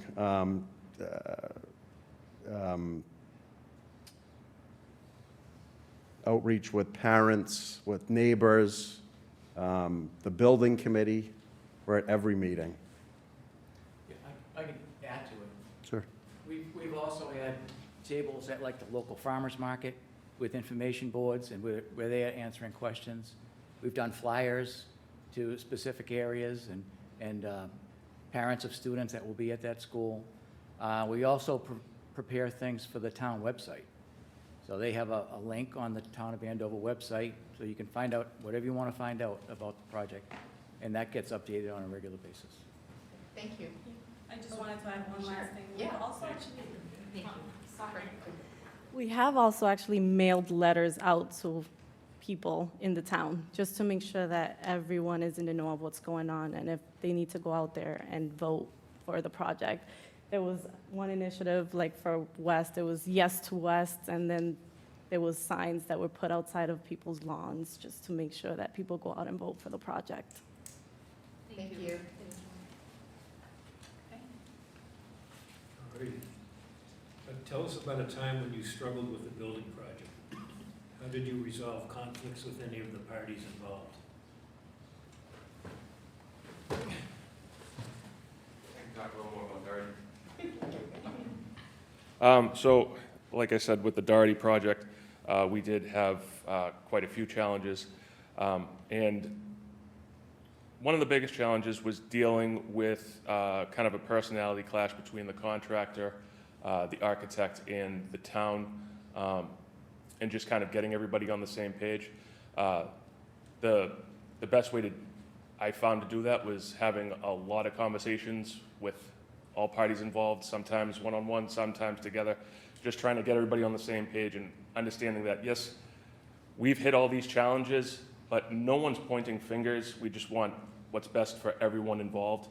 For the contractor, we want them to get what they're paid, what they deserve, and to be released so they can go pursue more work. For the town, we want to deliver the project that they deserve. And for the architect, we just want to make sure that their reputation goes, as is. So it was a lot of massaging of egos, a lot of talking with the town, keeping them in the loop, because really we can't go further with any actions until we get full buy-in from the town. The stakeholders are the most important, So it was really a lot of conversations, a lot of building of trust throughout the process, and really kind of getting everybody to a place where it was a mutually beneficial situation. So that would suggest that you have someone obviously had to take less money than what they had put in. How did you convince them to fulfill their end of the project and maybe not for the same amount of money? So what happened for this was where the conditions were unforeseen, it was kind of the liability was a little bit murky between who was at fault. The town could have had better records, they didn't. The contractor, once they found these conditions, could have resequenced their work a little bit better to save time. So through schedule update reviews, we were able to kind of show that to them that, hey, you could have made up X amount of days had you performed the work in this sequence. You chose not to, so it's on you. So it's kind of having multiple, come to Jesus talks with, I understand we're not fully at fault, but we are here, same thing here, and just kind of getting both sides to see that it's not cut and dry. I'm sorry, there's not like a precise formula to get, but it was, it's a lot of touch and go with personalities and egos in those situations. Thank you. What are some challenges that you foresee in the next year or two that are specific to school building projects? And how would you plan to address some of those challenges?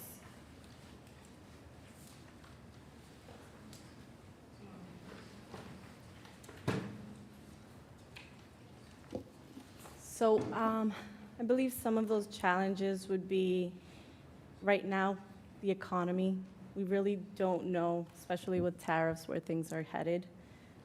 But we are trying to make sure that we keep ourselves knowledgeable for future projects as to how it is that we would be able to make sure that that's being managed.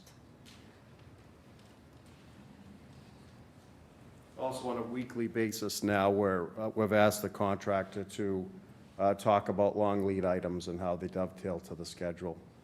Just in keeping with electrical gear, generators, they're usually 50 to 60 weeks, and try to, how we mitigate that, talk about it weekly, not monthly, not quarterly, but weekly. and keep those discussions open. Thank you. How many minutes do they have left? 7. So you have some minutes left. Do you have any final thoughts for us or last words with your remaining time?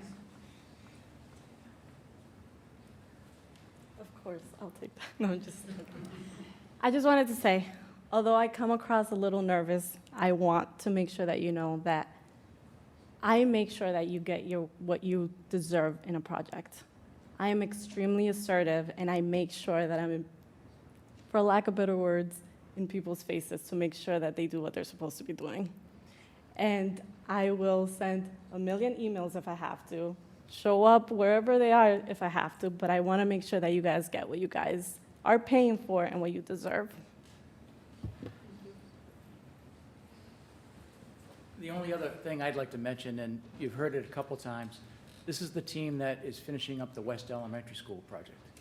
$162 million, $168 million project, very successful. Wednesday, we're being awarded Project of the Year by CMAA, and it's very competitive to win those awards. We haven't won one in a few years. We're very happy about that.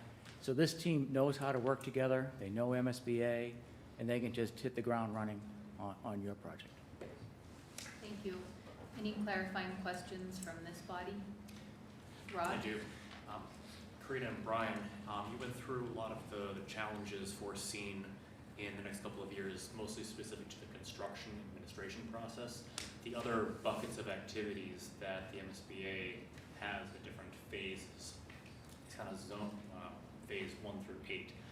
Maybe some examples of challenges that you faced and how you overcame them in those different buckets than just the construction phase.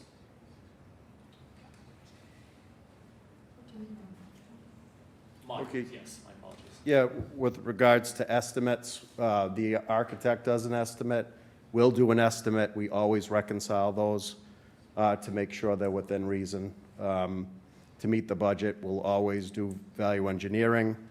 You know, everyone is busy right now.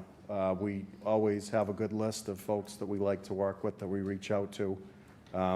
One project recently, we had 130 firms that were pre-qualified for contractors and filed sub-bidders. So we keep going out and keep making sure we have good competition. MSBA is a little bit different because we have to go to Boston, or now it's virtual, to make sure that we pick the right firm for an architect. But we've done that numerous times.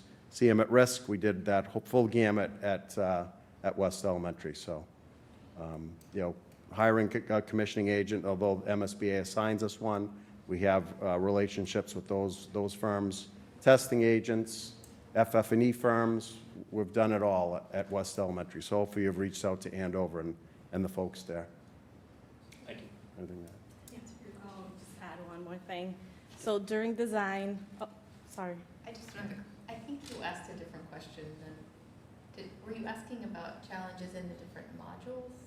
Like in the different phases of the MSBA process? Yes, I misspoke and said that I used phases instead of modules. I just want to make sure you're getting the information you want, that's all.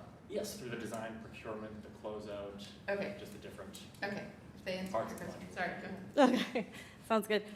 So also during design, we do design reviews where, let's say at feasibility, we're doing reviews of those feasibilities. We make sure that we provide comments to the designer, make sure they respond to those comments to make sure that they are going to attribute those to the design and specs. We do the same thing at 30%. So during every phase of the design, whenever we need to even submit to the MSBA, we're making sure that we're tracking it, that we're providing comments, and that they're responding to those. Thank you. Thank you. Just to add on to that real quick, I think the challenges during the design modules are mostly just making sure that the designer and the team is ready to have each deliverable ready for each due date. You have to have them in by a certain time for each deliverable to be presented for a committee meeting and approved to go on to the next module. If you miss that date, it gets kicked down another 2 months, and it can be very detrimental to the project. So making sure those deliverables are delivered in a timely manner. That's one challenge. In terms of procurement, if the project was to go CM at risk, there's always some risk in the schedule there because you're at the mercy of the state to give you approval to proceed. They can take up to 60 days for that approval process. Sometimes they're good enough to get back to you within a month. It's happened maybe once I've seen so far, but they typically use that full window. So if you're not, if you don't have your schedule aligned to build in those dates, you can get into trouble there. So it's really just kind of hitting those milestone dates for deliverables and procurement. That would be foreseeable challenges. Thank you. Any other questions? All right, hearing none, we release you. Thank you very much. Thank you for coming. Thank you for the opportunity. I appreciate it. Appreciate it. This was great. Thank you. Thank you. You have one more team? We have one more, yep, and Keith will show you out, and, Good luck. yep, thank you very much. Thank you. Thank you. Thank you. Have a good night. Thank you, take care. Yes, yep. We're doing pretty good on time. Yep, stretch break.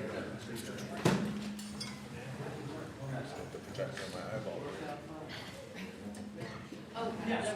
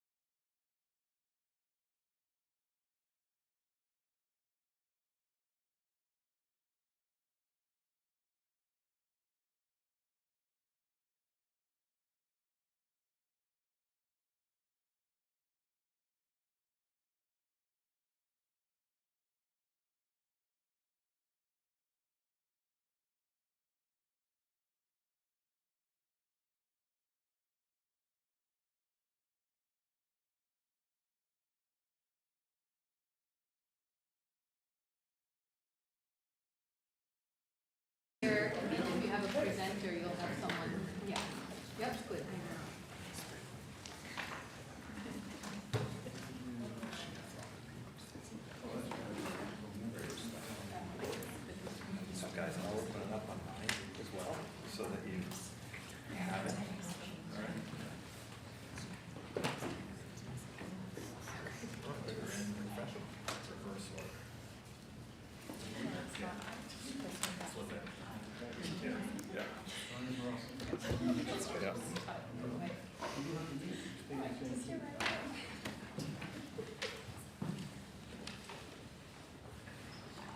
Okay, welcome. We'll do a quick tech check, so I see your presentation up on the screen. Just as a reminder, you are not driving.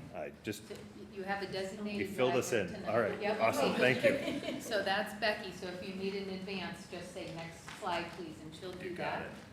got it. So, we're running a little ahead of schedule, which is nice. So, my name is Erica Hall, and I'm the chair of the Peaslee Building Committee. So, on behalf of the committee, I'd like to welcome you here tonight. Thanks for coming to Northborough and joining us live.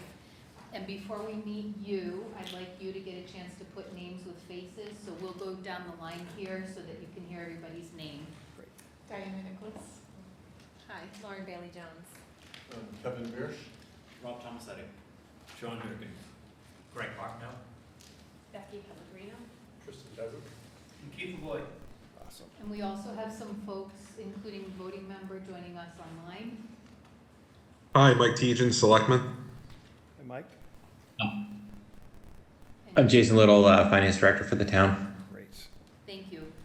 So before we get started, just a couple technical notes. This meeting is being live streamed, and we have folks joining in a hybrid meeting.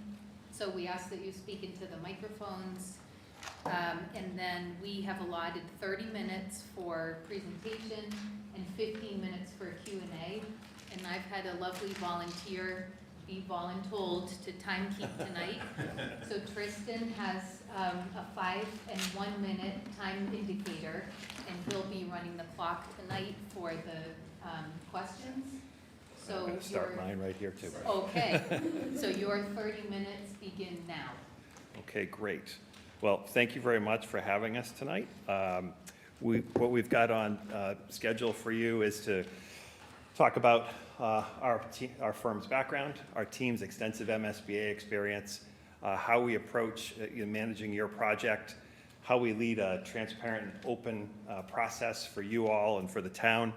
And we're going to address within our presentation your questions. So if you look at the headings have numbers based on the questions that Becky had sent over. So not quite in the same order, but we think we're going to hit everything that's out there.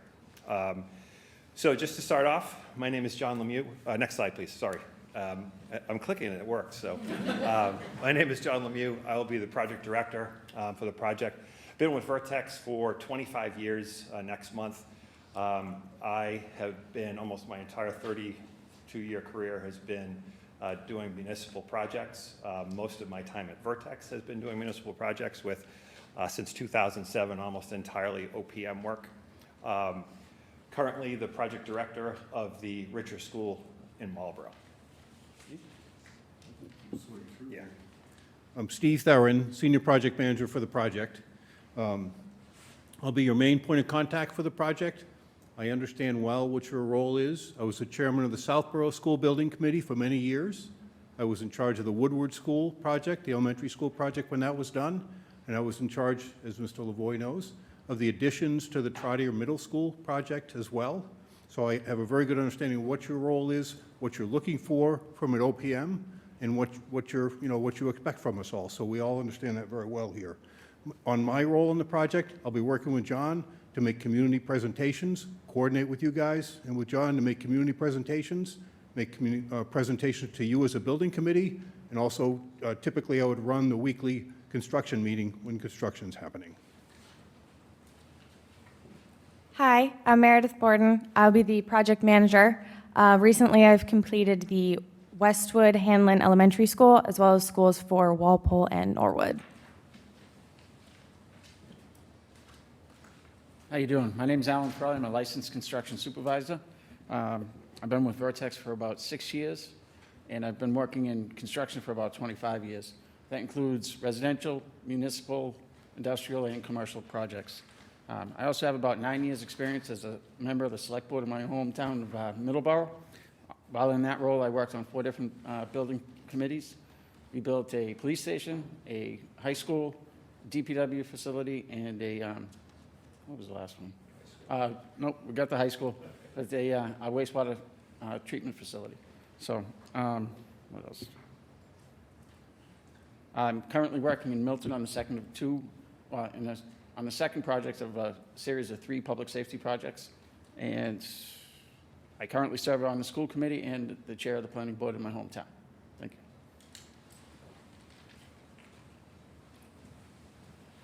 And I'm Mary Cuppins. I head up our OPM project accounting group. I'm here today to answer any questions you may have on our budgeting process or MSBA reimbursements. I've been with Vertex 16 years, and first project was an MSBA model school that I worked on with Steve. The one member of our committee that team that couldn't be here tonight is Chin Lin. He's deserving a well-earned vacation. Prior to coming to us 3 or 4 or 5 years ago, Chin spent about 25 years as a public school architect for HMFH Architects. So before he switched over to the dark side of owner's project management. So he's a wonderful resource for the team. His primary responsibilities will include interfacing with you during the educational planning process. A great resource because he's spent so much time on the design side of those processes. He's also our sustainability lead, and we'll get into all of your questions about sustainability later. Also, as a larger firm that has a depth of resources, you can see the bar across the bottom. That just shows you our in-house design review resources. So we have architectural, mechanical, building envelope, all of those things in-house, not because you're hiring us to do the design, but we have those resources to check that design before it gets out on the street at each of the different iterations. We use 2 sub-consultants, Integrated Data Systems, IDS, and PM&C cost estimating. Those, and we'll talk a little bit more about IDS in a bit, but those are the 2 members of our team that's subcontracted. To talk about, your question, oh, next slide, please, sorry. To talk about your question 5 about key personnel, I think as you heard from the team, we all have a significant amount of MSBA experience. Steve and I have worked on numerous projects together, including the Fales project, Fales Elementary School in Westboro, just down the road, where Chin was also the architect, and Mary did the project accounting, so really a lot of overlap there. As you can see in the matrix we've provided, you can see each of the phases. Schematic design phase is really now through the vote. Post-vote, you would have design development, construction documents, and bidding. You would then have construction administration and closeout.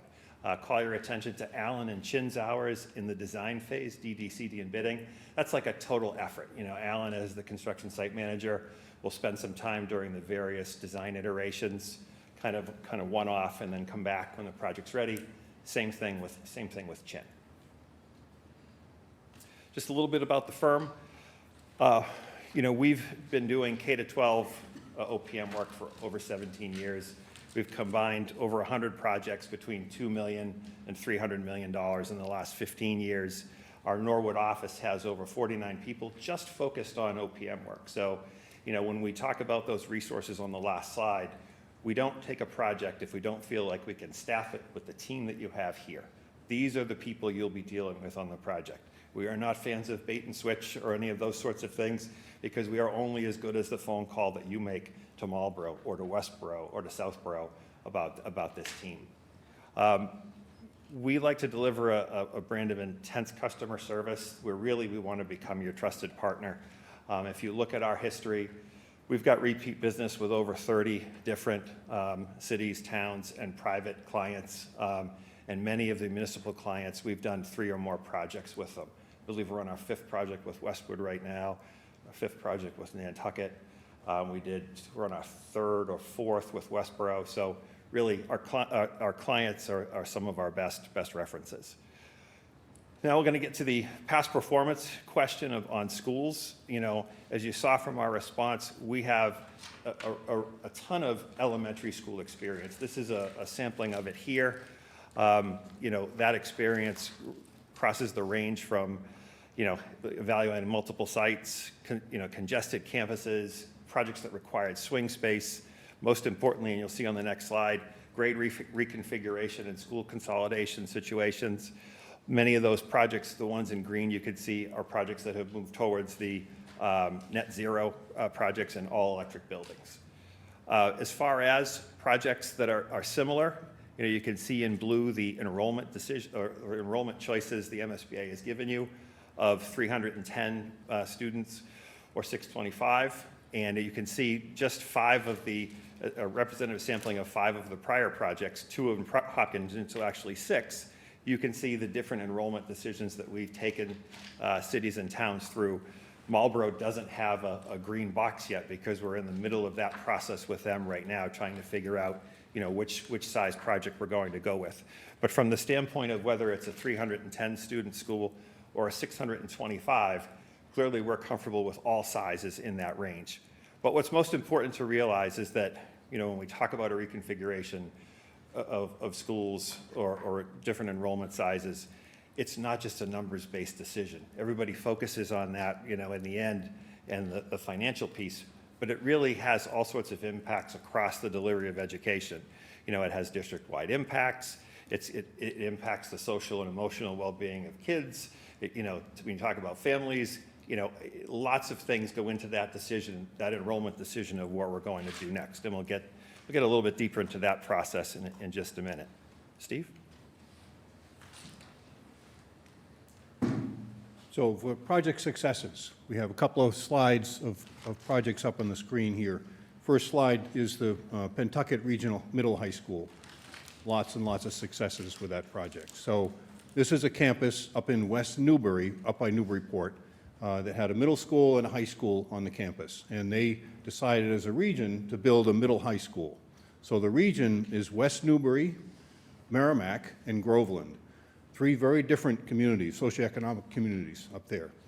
The vote for the project was all on the same night. Town meeting by statute for the 3 towns, the vote is all at the same time. You couldn't take one and say it passed there, so you should pass it here, or we have some momentum. None of that, all at the same time. So we also had to divide and conquer with our project teams and say, okay, the message is best with you speaking to the folks there because they seem to be more interested in what the superintendent has to say or whatever the messages were in the different communities. So that's how it all went, 90% success on the town meeting votes and the ballot votes in those communities. Great, great project, great success. The next slides, the next picture on this slide shows a picture of the Fales Elementary School in Westboro. Many successes with this project, but I want to describe one of the challenges there. In this picture, it's kind of hard to see, but up here, these are a couple of homes that happen to be just up above where the site is. And the challenge with this site is a fabulous hill from here all the way down to here. This is a 2-story building. This is actually accessed on the first level, but on the other side, where there is a parking lot, you access the building on the second level. So that's to give you a sense for the hill that is there. So on a project like this, the stormwater management was a tremendous challenge. For the base project, we have a design, a best practice for stormwater management that was provided as part of the project, but the stormwater management was way harder than that. Even with a spectacular effort from our folks on site, it was still way harder than that. Tristan was the lead on the site effort for that. So fabulous job, spectacular challenge. We work with conservation. We got to know conservation maybe better than we wanted to, but that's all what it was. A lot of communication with conservation to make sure this project was handled and this issue and challenge was handled the best that we could handle it there. Next slide. What does it do? Oh, thanks. Management approach. So this is the Vertex management approach. Team, plan, execute. So first we assemble the team, and the team, first step from after the OPM hiring is to go get the designer. And that is through the MSBA process with the designer selection panel and to find the designer that the district works best with. That's the first challenge. Bring the designer on board, then decide what delivery method for the construction you want, CM at risk, design, bid, build, go out and do all the pre-qualification to bring that player on the team so we have the entire team together. That's the team component. Plan, strategize for the right enrollment, develop what the right project is for this. What is the enrollment, exactly which option is preferred, exactly how is that going to start, and start strong. The key thing to get success in the town is to get all the boards on board. No pun intended. So everybody has to know about the project and know what the challenges are with the project and support the project. You have to have that. Without that, it's really hard. So that's the first step. That's the plan. Plan to get in front of all the boards, informational meetings, and just get them on board so they understand what the project is and they support it. And then execute. That happens with urgency on day one, once you start in the field, and every day you bring that same urgency all the way through the end. The project ego is critical. The project ego has got to be a problem-solving ego, and that's it. Everybody, the OPM, the contractor, and the designer. Everybody's solving problems. Everybody's going to come up with issues, but that's got to be the project ego.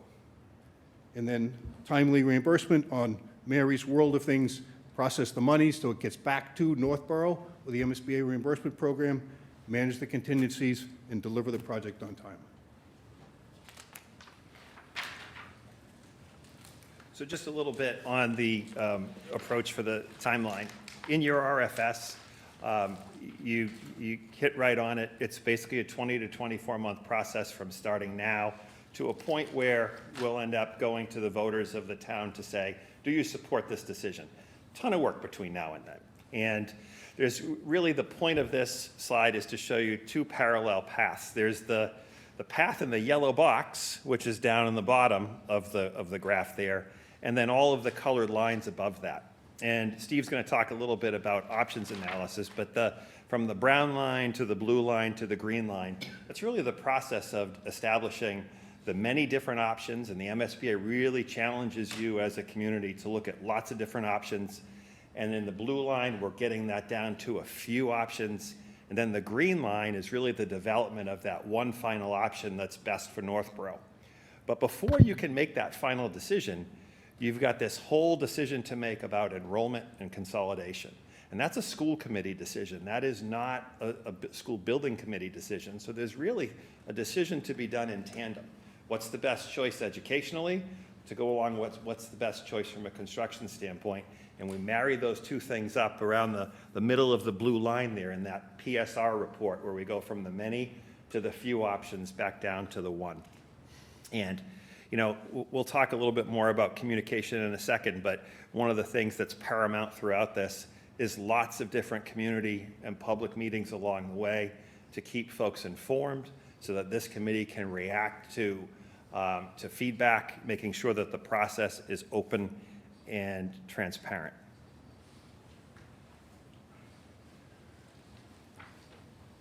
Next slide there. So this slide shows this funnel that represents the options analysis and how that works. So the MSBA process requires you to present options for a renovation, new construction in different locations on the site, or perhaps other site locations for each enrollment option. So that's what this funnel starts out wide. You have lots of options. And then you as a committee, you come up with criteria against which to weigh those options. And your criteria may be, it's got to be super budget conscious. And all those options will be looked at and said, well, this costs approximately this kind of money, this type of construction costs this kind of money, and so they'll have relative costs on them. All those options will. So Northborough's criteria, maybe it's which is the one that has the least impact on the learning environment during the project, or schedule, which is the one that's done quickest. Whatever the criteria is that Northborough develops, of course with the help of the team, but it's your decision what that criteria will be. So with that criteria, the funnel gets narrower. The options list gets narrowed down to a short list, and then ultimately down to the preferred solution. And with that preferred solution, the determination is by the committee that that is the fiscally responsible, educationally appropriate solution. That is what that preferred solution is. Next slide, please. This is a chart that is the transparent document that shows that analysis. So across the top, these are an example of site option locations. And down this column here is the criteria. And the legend happens to be, which is shown here. Mike? Sorry, we speak so loud, I think I don't need it, right? So the legend's over here. On the red, you can see that is not favorable. No, you can see the legend says that it's not favorable. The green is favorable. You can see that the first few options have far more red than the options do over here. And you could pick from one to say this one based on the criteria and perhaps the weighting of the criteria, exactly which one comes out to be the preferred solution. And this is a document that's later on, someone will say, well, geez, did you look at this? Well, we did, and this is the document. It has all of it right here. Criteria selected by Northborough and all the different site options that were looked at, and that's how we came up with our preferred solution. So another big part of the management approach is how do you deal with cost control? Obviously, probably the single biggest issue when people say, I don't care what you're doing, what's it going to cost me, right? So the reality here is the minute the first number gets out there, boy, it better be close, because that number is going to be all over the internet, you know, on people's Facebook pages, it's all over the place, right?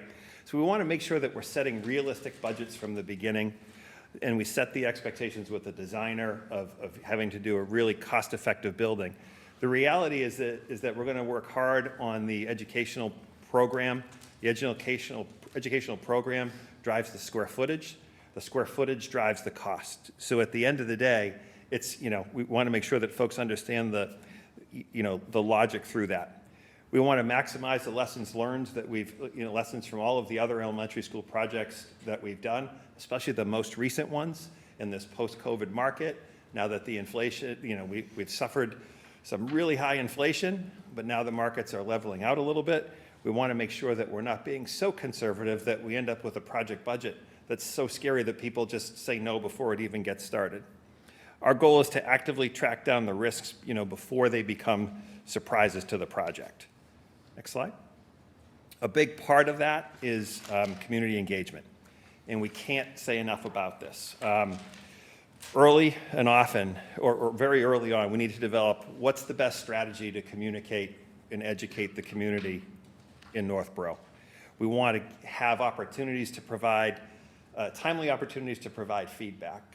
In Situate, an elementary school that we have that's about to go to bid, one of the single most important things that I think happened in that process in getting that project approved is we had a gentleman from the Capital Planning Committee who was on the Greater Building Committee, and he sat across from me for 3 or 4 meetings with his arms folded.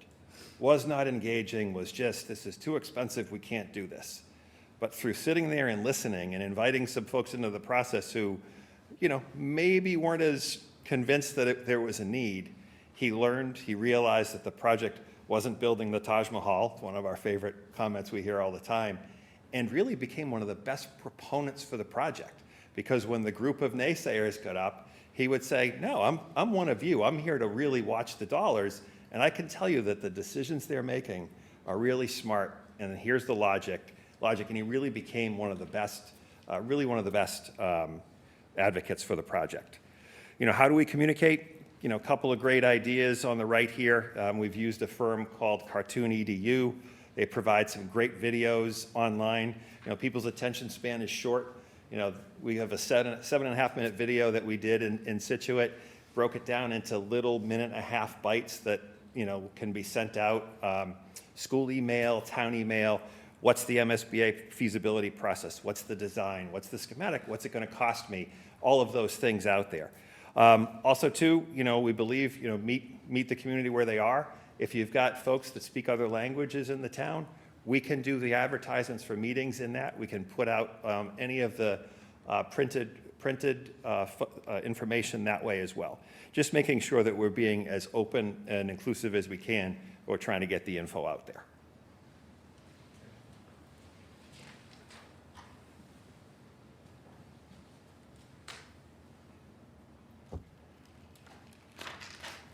So OPM project accounting at Vertex is a set of best practices that we put in place for each of our projects. We will we collect and review all of the vendor invoices against the contracts that we have in place and the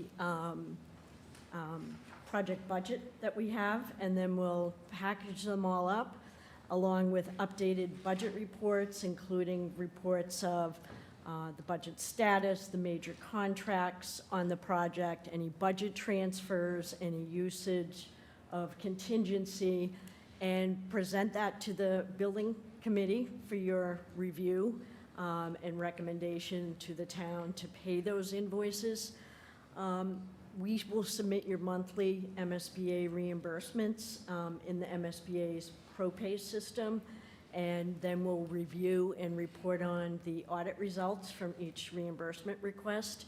Our experience with this is pretty deep. We've submitted to date over $1.6 billion in cost to the MSBA on over 64 projects that we've worked on with them. Simply put, we watch your money, we report transparently, help you maximize your reimbursement, and keep money flowing back into the project.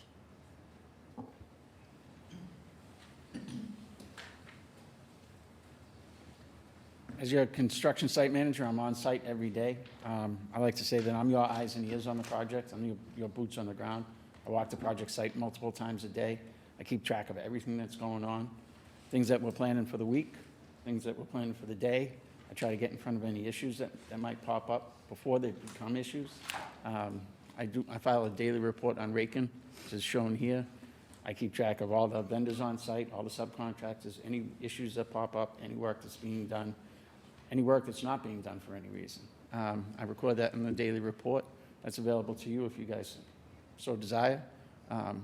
And yeah, I keep an eye on the mock-ups, the third-party testing, and the commissioning as we get towards the end of the project.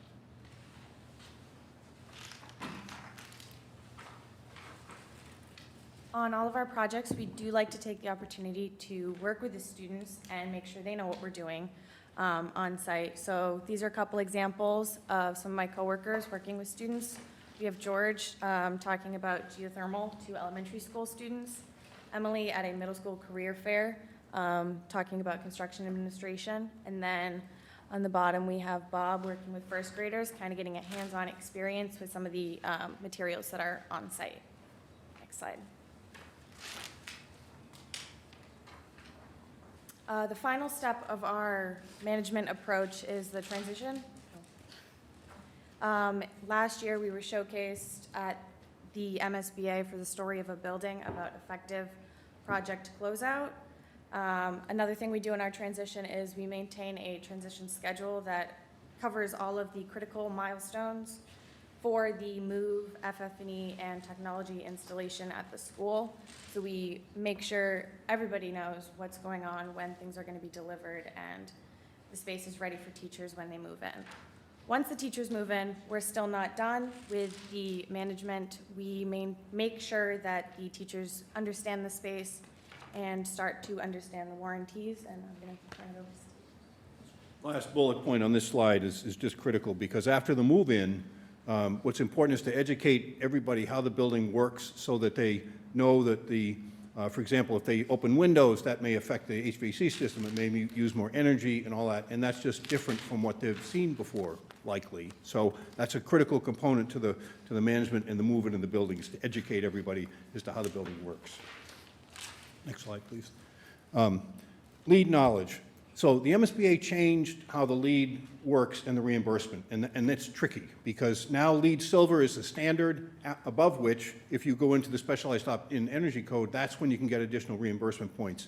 And that opt-in energy code is tricky to do because it triggers a lot of different things, and not many projects have gone through it. We've had 2 projects go through it. We've got some good lessons learned from it as they still figure out how to implement that code, because it's brand new. The opt-in energy code is brand new.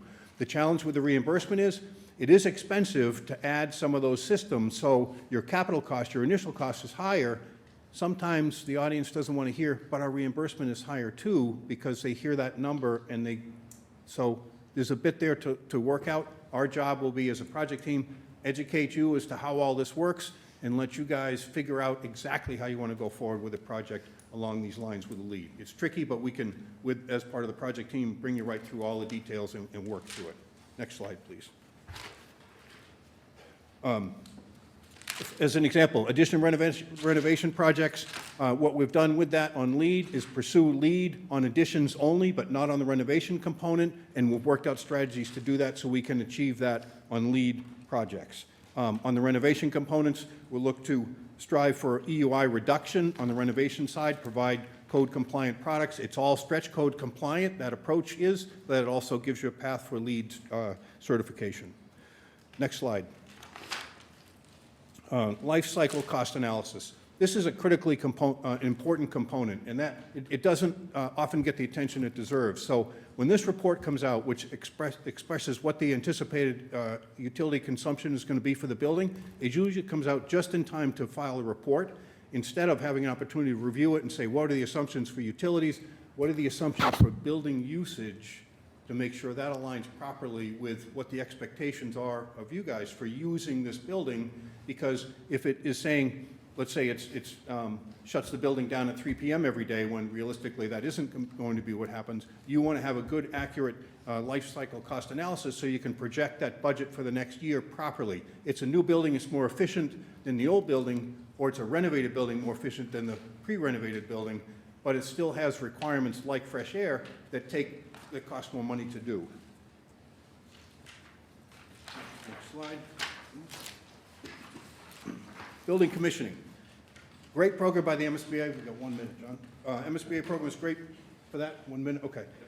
What the MSBA commissioning does not do is provide total building integration, and that's a critical thing. And we, as OPMs, have brought a program forward that does total building integration. Next slide, please. What building integration does, like the first graph shown here, the black is the performance of a classroom and the heat coming up, whereas the blue, if you can see that, is the design. So what the intended design. What commissioning doesn't do is see the lack of performance. What this enhanced program that we bring in and consultant we bring in, it makes sure those are aligned so you get exactly the performance and the energy consumption that you want. Just the second point, as you can see, you know, the second graph for the IDS from a project they showed is, you can see what the green is what was supposed to be happening with the power consumption, and there were spikes. And what were the spikes from? The spikes were from a fan that was operating all night long. Unless you monitor late, you're never going to know that. Okay, I'm going to... You're on time, yes. Can I do the wrap up? Or do you want to go to questions? There may be time, we have a 15-minute allotment for questions. We only have 3 questions, so there may be time for some final remarks in your Q&A period. Sounds great. So if we could reset the clock at 15 minutes. I don't know if you could tell we were rushing at the end. Okay. So have you ever experienced a failed building vote? Yes. Town vote? And what role did the OPM play in that process? And what lessons can be drawn from a failed vote? Lessons learned. Dedham.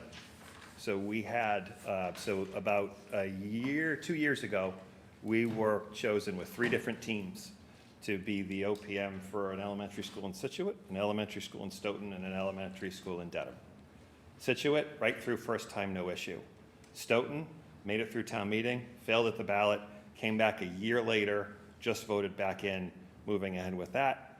Dedham failed outright. Consensus was terrible, just a real lack of consensus. And it was really difficult because it was, you know, the committee did yeoman's work. I mean, really tried hard.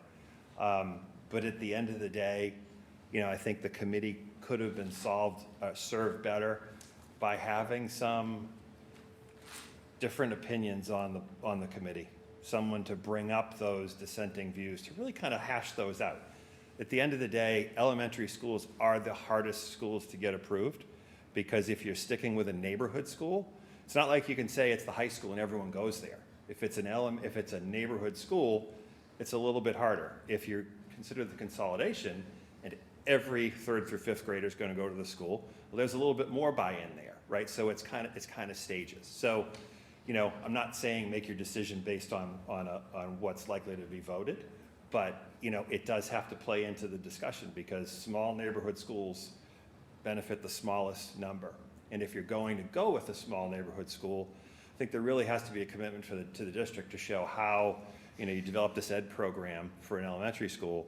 How are you going to get that ed program working in the other places who don't have the new library or the new, new STEM room or those sorts of things? To show that commitment kind of across district, hey, we're bringing it up. So when we talk about Situate as an example, superintendent did great work of highlighting all the money that's being spent in the other schools. Hey, we need to do this.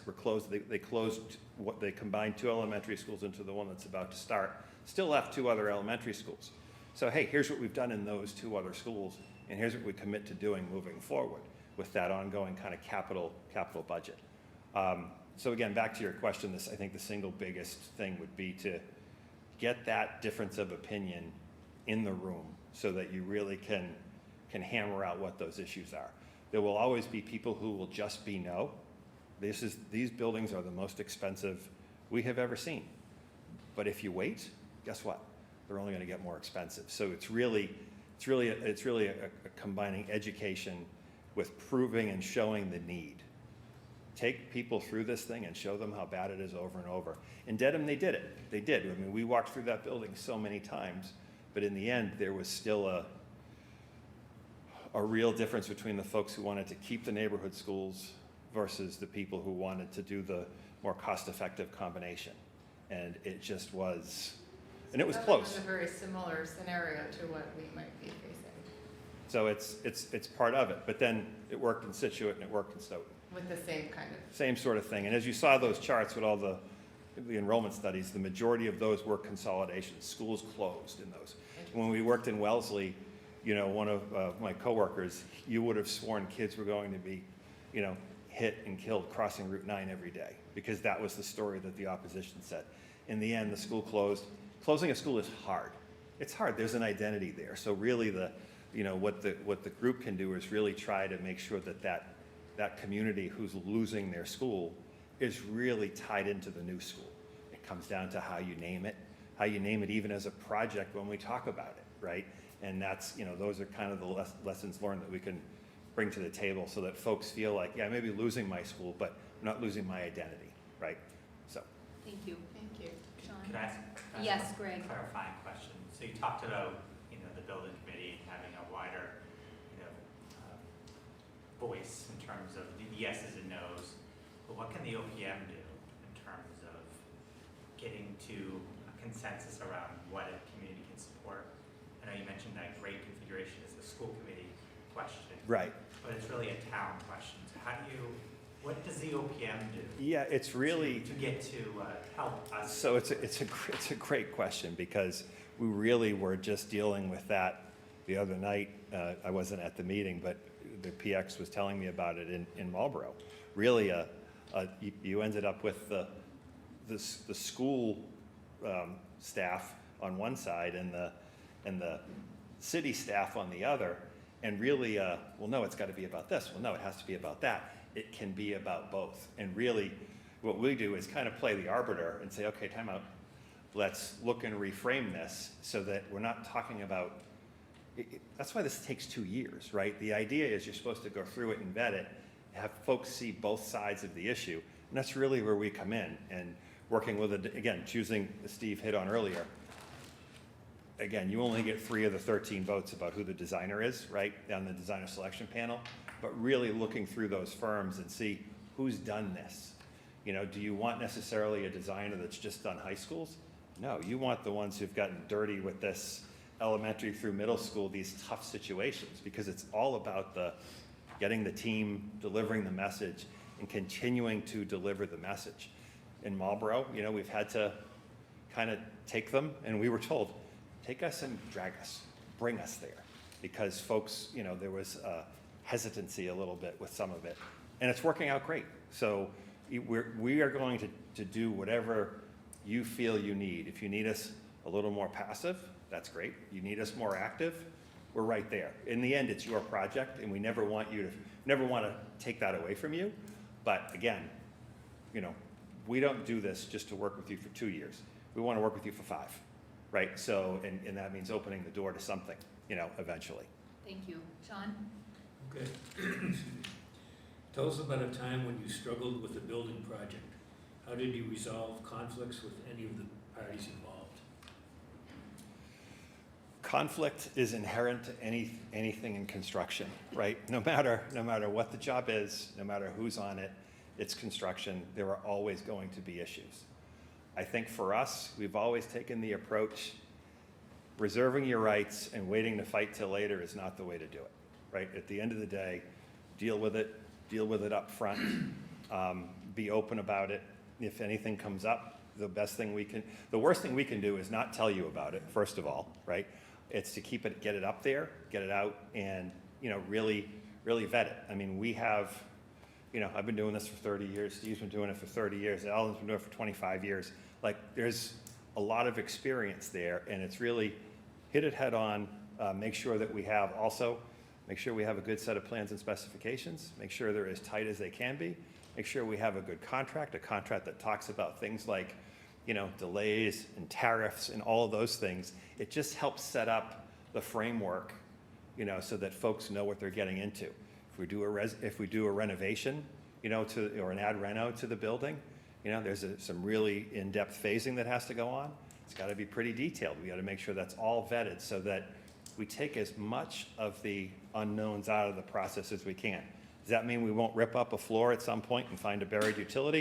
Of course it doesn't. It's Murphy's Law, right? There's going to be something. This room is built, we take down 3 of the walls, they're framed one way, this wall's framed a different way. It's just the way that stuff happens. So it's really being flexible, and as Steve talked about that project ego, we want to collaborative. I mean, it sounds fairy tale-ish, but really our most successful projects are the ones where we have a good relationship. At the end, are we going to disagree with the builder and the designer and sometimes the owner? Yeah, but at the end of the day, we want to give you the info to help make decisions and, you know, get through any of these pain points. Waiting to the end to deal with a bunch of lawyers is not a good thing. Thank you. Lauren? What challenges do you foresee in the next year or 2 that are specific to school building projects, and how would you plan to address these challenges? It's easy. It's money, right? The dollars are scaring people. The economy's a bit of a crazy right now. I will say, if you're bidding projects right now, the bids are coming in lower. Like, we are set to probably, on Situate, come in $8 to $10 million under where we are because of where the market is right now. So really the biggest challenge is understanding where the market is, so that a year and a half from now, when we are coming up with that budget that goes to the MSBA, thank you, that budget that goes to the MSBA, we're confident that that number is conservative enough to get us through the next year of design and, you know, then get into the building and purchasing everything, but not so high that people go, can't afford this. Additionally, I think these days we really have to think about all solutions. You know, renovations are historically not always the most cost effective because it usually will require moving of students, and that moving of students is not reimbursed by the MSBA. So it's another cost that Northborough will bear more of. But in the end, overall, that might be the decision, right? So it's a much harder look now at renovation because I think, you know, again, our school in Hopkinton, we just bid that, came in, it was estimated at 118, big school, almost 1,000 kids, came in at 102, $16 million under. Phenomenal, super efficient design, you know, square, like no wasted space. So I think that really has to be a focus of, so that you can convince, you know, anybody sees a curved wall or fancy glass these days in these conditions, think, that's too fancy. Now, again, you want something to not just be a brown brick box, right? And you want it to improve the education delivery for all of you, for all your staff. but you have to find that balance. And that's, I think, the most important thing right now, because until we get a little more normalcy, it's how do we deal with that volatility. But the good news is, deal with it. This is a great opportunity from the MSBA. You have to stress that, because in the end, if you don't move ahead, it's double-digit millions of dollars that you don't know if you don't pass it. There's no guarantee when Northborough will get the invitation again, and you all know how long it took to get to this point. When you submitted the SOI, when you went through eligibility, when you were told you could go get an OPM, it's years. It's years to get here. It's another couple of years to get to a vote, and then it's another 3 years to build it. So, you know, it's just time, and the more time that goes by, the money goes by. Thank you. How are we doing on time? 2 minutes. We have 2 minutes. I would invite any final thoughts from our presenters. Awesome. Any last questions from this body? Any final words? So, you know, why us? I think we've got proven leadership in this marketplace. You know, we've done more elementary schools than any other types of building. While we have done middle schools, we've done high schools, we've done middle high schools, we've done charter schools. We've done soon approaching 20 elementary schools, you know, between 15 and 20. I'm not quite sure what the exact number is if you include our renovation jobs as well, non-MSBA. But, you know, we feel really comfortable in that space. We, you know, feel like if you ask any of our clients, and, you know, and Steve, I think a couple of the projects he talked about, very important, on time, under budget. You know, sometimes we have challenges on projects. You know, sometimes the schedule moves for certain things that are out of control, you know, out of our control. But the lion's share of our projects are on time, and all of them are under budget. We have not had to go back, even through COVID, to ask cities and towns for more money. That 3011 comes out and gets published. That's gospel. We have to stick to that, because these days getting public money is hard enough. Never mind going back and say, oops, you know, we needed some more money. That's not where we're going to go. Again, we've got in-house capabilities, I think, that offer the town, you know, a depth and breadth of, you know, great depth and breadth of resources. And I think, you know, as I alluded to earlier, we don't get a DCAM evaluation. We don't get an update on the state's website for designers. All we get is the phone call to the neighboring superintendent, the neighboring town manager. And I would please call our past clients, and they'll tell you that, you know, they enjoy working with us, and a lot of them have had us back for subsequent projects. So with that, I thank you all for your time tonight. Thank you very much. Thank you. All right. All good? Yes, we're good. I think you've left a copy of your I have extras if you need them. materials. Okay, good. Do you want any extras? We'll take extras. You want to take them? Okay. And then I'll have Keith show you out. The library is a different building from when you entered, because I see they have vacuumed and lights are off, so don't get scared. Okay. Keith. I think we'll be okay. Yeah, okay. Thank you very much. Thank you.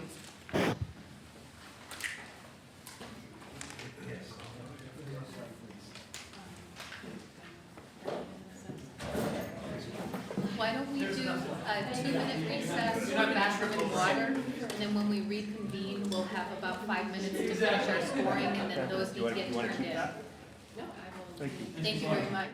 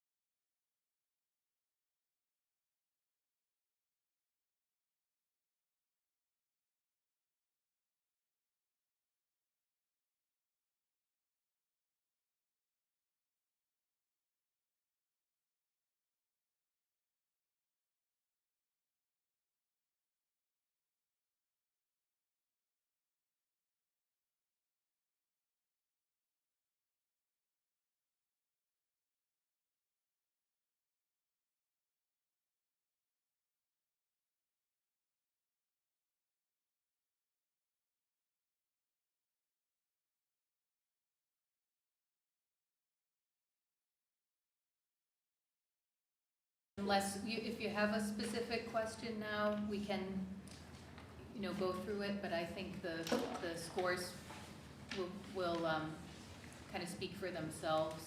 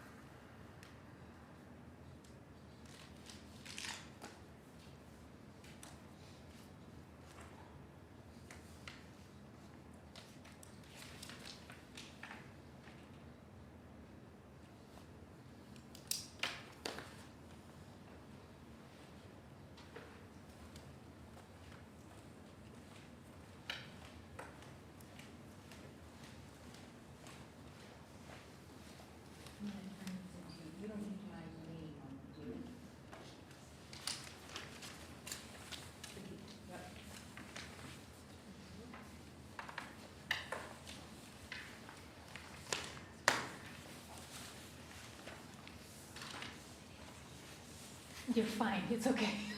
No pressure. It's your last exam of the day, so. That's the nice thing. That's Lauren. The last one I handed you was Kevin. So, do you- We do need names. Oh, I didn't do my name. I'm sorry. We put your name, yep. Okay. And then the first one I gave you was Erica. Hmm. Names on each one? Yes. Okay.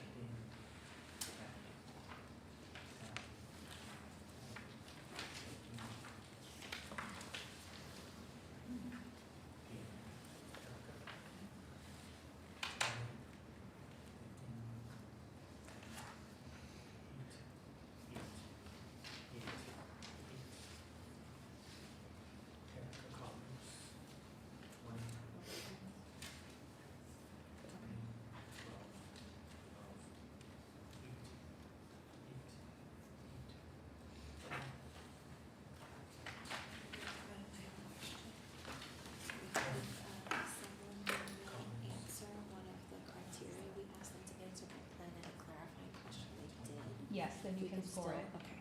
Yes.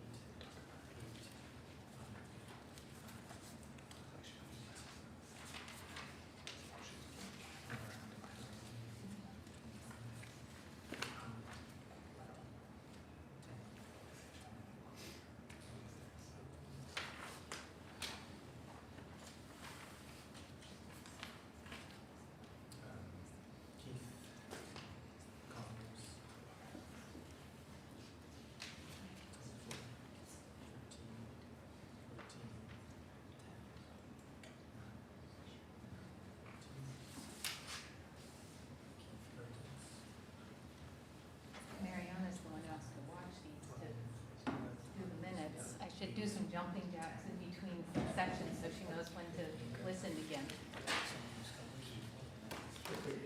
She'll figure it out.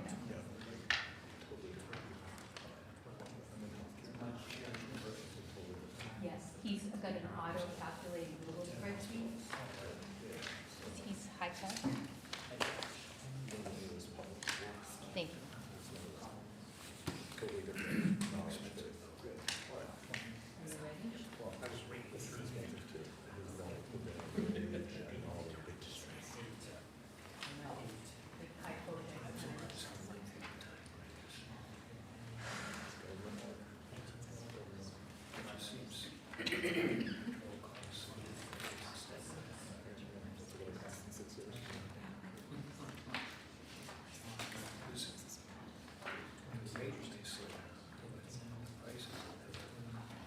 So.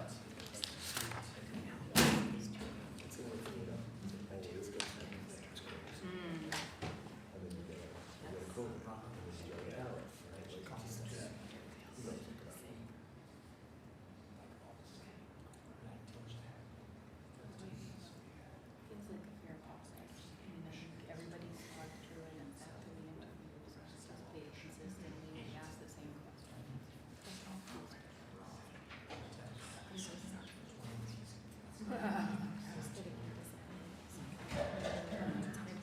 Yeah, right, yes, yes.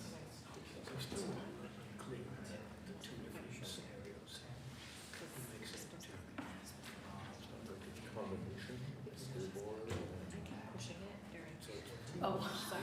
Oh, was that you? That was me, Yeah. sorry. Good tells me that it's a tough sell.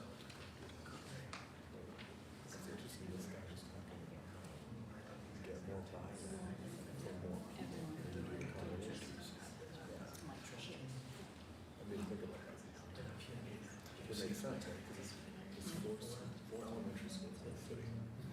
The other three don't get it. Down in the school, so we'll help you guys out. We'll vote yes. We get one here, so you combine Proctor and Peaslee, we call it whatever. Proctor. We call it Proctor. I just can't see the neighbors and the other people that came up front. As a neighboring school. Make it a playground, call it a fence.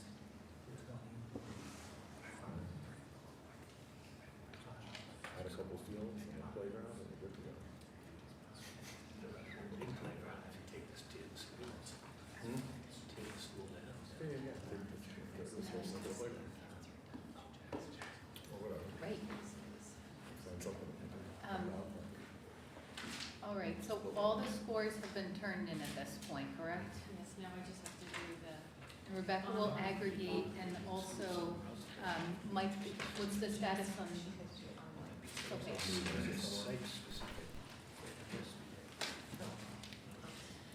So I did, in preparation for this meeting, so we've now moved to the deliberation phase, which is item 3 on our short agenda tonight. I did look up some Panda jokes, because I thought we might need to lighten the mood, and we are talking about Peaslee.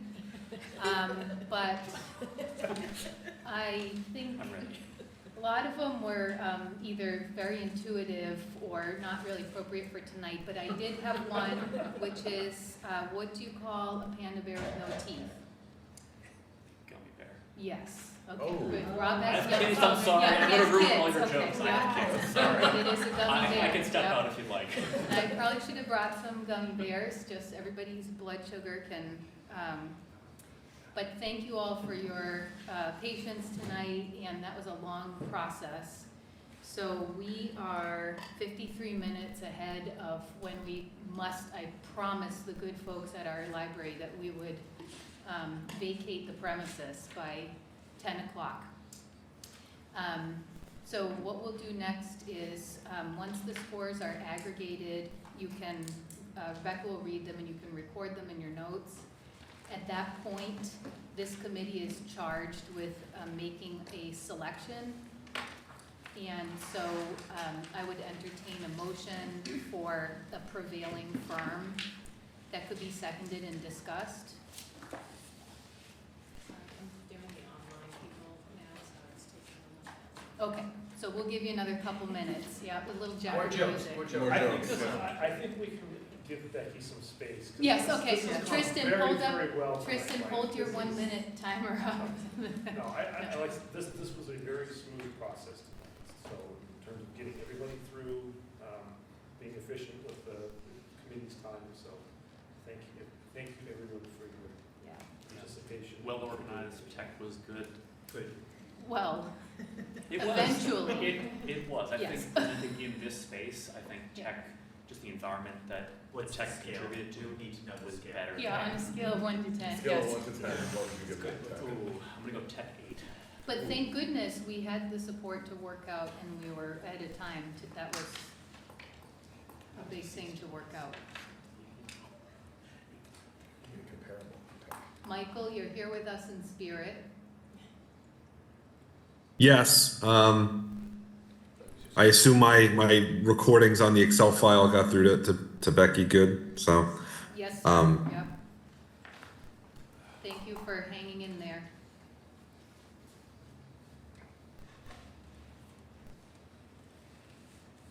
I'm out of jokes. I just, yeah, don't have any more. I'm impressed that you came with one. Yeah, I did come with a joke. I'll be on the hunt for more panda jokes, so.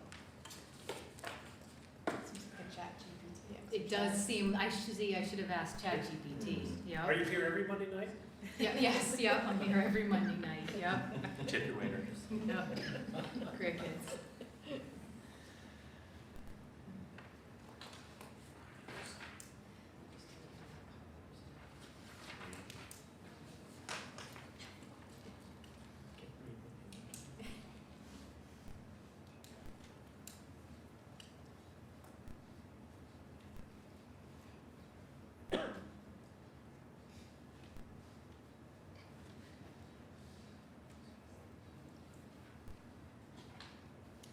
Erica, for clarity, so whoever has the highest score, we have to choose them.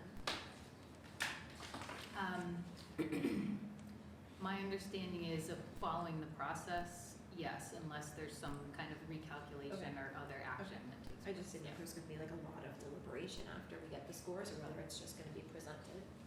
Okay. Depends on if it's a tie or like a 1-point margin or something. Right.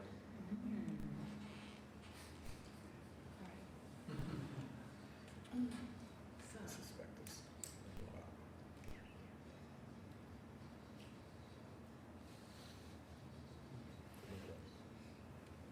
The firm with the highest ranking, average ranking is Vertex at 60.25. PMA is next at 59.5, and then Collier's at 54.06. Can you say those one more time, please? Oh, Diana, did I don't have your scores? I handed them, I handed them in. I just realized that. Oh dear. Wow. For hanging Chad. Hanging Chad. Hanging Chad, maybe, yeah. It's always chat. Should we come back in half an hour or something? Well, that's like a lot of math.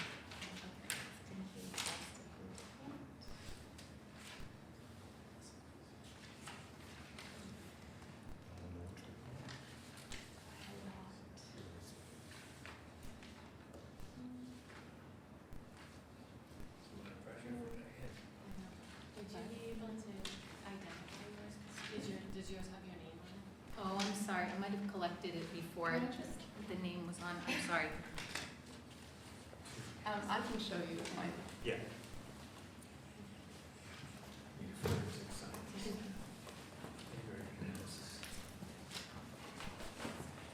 It'll be beautiful architecture.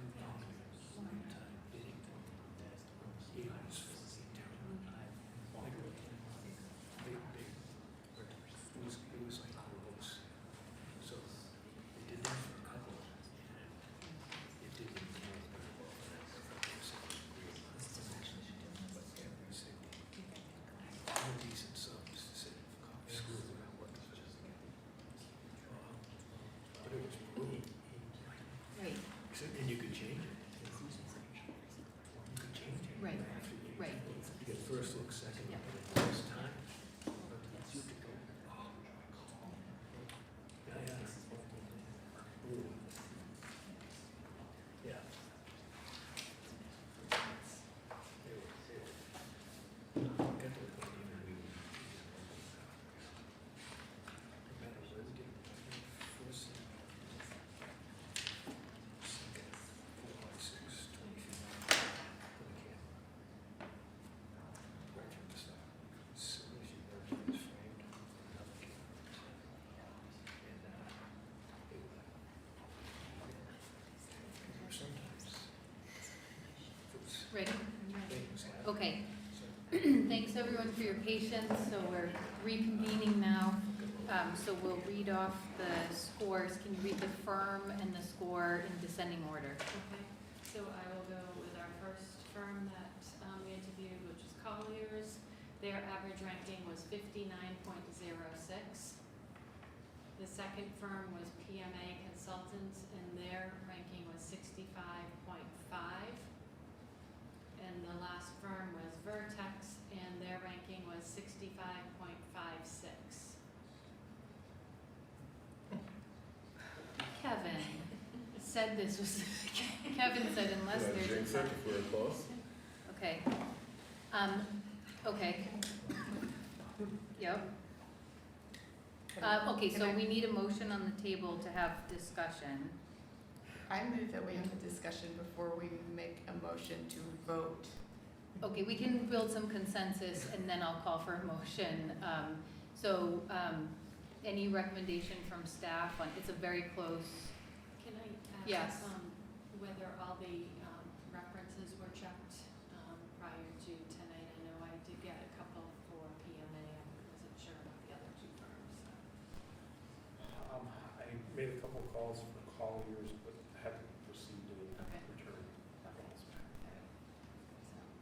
So that would be the only thing that we do have some reference checks on PMA. We do not have them on the other two firms. That would just be the other. Yeah, I made the call on PMA. One question I have is, am I allowed to ask a question? yes. I mean, in the world of public bid, sometimes you shortlist and then if there's a tie, then you just vote on the tie. That is an option that we can, because they are so close. I mean, the percentage is 600. Yes.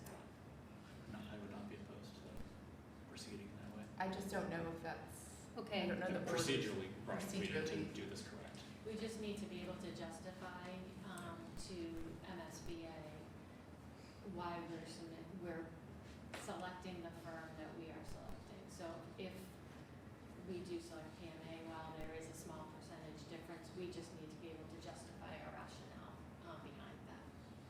Or we just go with it. I mean, I'm not suggesting that we need to do that, it's only, and I'm just raising that as an option.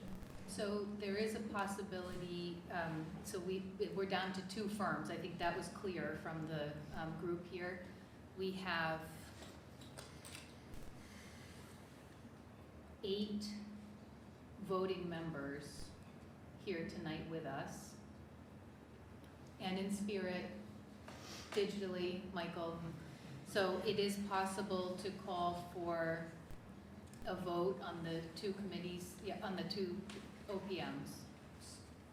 So the other, can I just Yes. run a third option? You could remove any ex officio's rankings and tally based on just voting members to see what Yep. those tallies are. Yep. So we have 2 suggestions, or 2 options so far. One is to vote on the scores as ranked, and the other is to remove some of the scores for ex officio and just let the vote stand for voting members. There are considerations with both. I think for the purpose of the narrative that we need to provide to MSBA, as long as we can explain and justify the rationale. I think we left some discretion in our RFS document to be able to include ex officio, and the rationale at that time was that our ex officio members are working closely with the OPM firms, so their input on scoring would be important.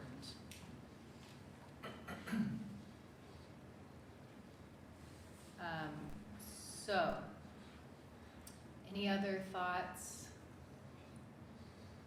Yes. So I'm just curious if we can talk about strengths and weaknesses in these two firms and then vote based on discussion, not just score. It is possible, and it won't change the scores we've given, right? So, yeah. But it could direct our path forward if we wanted to proceed that. Could I explain my rationale around Yes. using ex officios? That typically I would not make that recommendation. However, I feel that this committee in particular has a lot of expertise in OPM construction architecture. This is a unique committee from other building committees that I've been an ex officio on, and feel as though the expertise that sits on this committee, even without the ex officios, is really solid. And therefore that would be my rationale to exclude the ex officios. It would be an interesting data point, whether or not we voted on it, to see what the voting members' scores were and if they differed, or maybe they result in a tie as well. I don't think we can make the choice based on the outcome, because that's kind of Yep. manipulating the outcome. I think as a committee, we have to decide first, what is the right way to proceed? Whether we want to keep it without the ex officio members, which we're allowed to vote, or whether we keep it, the group as a whole, have a discussion, essentially because we have a statistical tie, and discuss strengths and weaknesses, and then how would we then vote? Would it be Well, a motion, there would be a roll call motion. vote, or- Yes, there'd be a roll call vote. There has to be on any motion. It would be a motion for a particular firm, seconded, and then some discussion.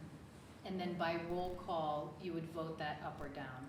So we wouldn't be scoring essentially again, it would be a motion on one of the firms to approve them. Right, and then another option is to rescore the two firms. So I guess,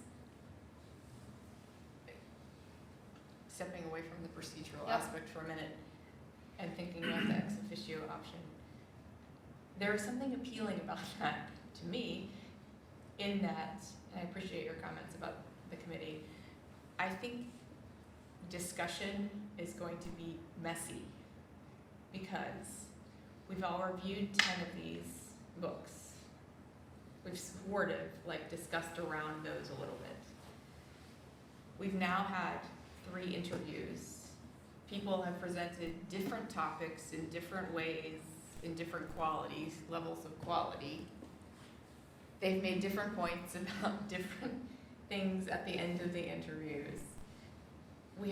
So we have this sort of melange of information from all of them at this point. So I feel like, I guess I'm kind of where I was in our previous decision-making, where I'm trying to keep the information we have for selection kind of parallel, objective, if you will. And so I'm concerned that if we go into discussion about the 2 firms, we may spend an hour and a half doing that and getting to a point and making a motion, and then we're all gonna be sort of in a weird spot with where that lands. And we might have a tie again.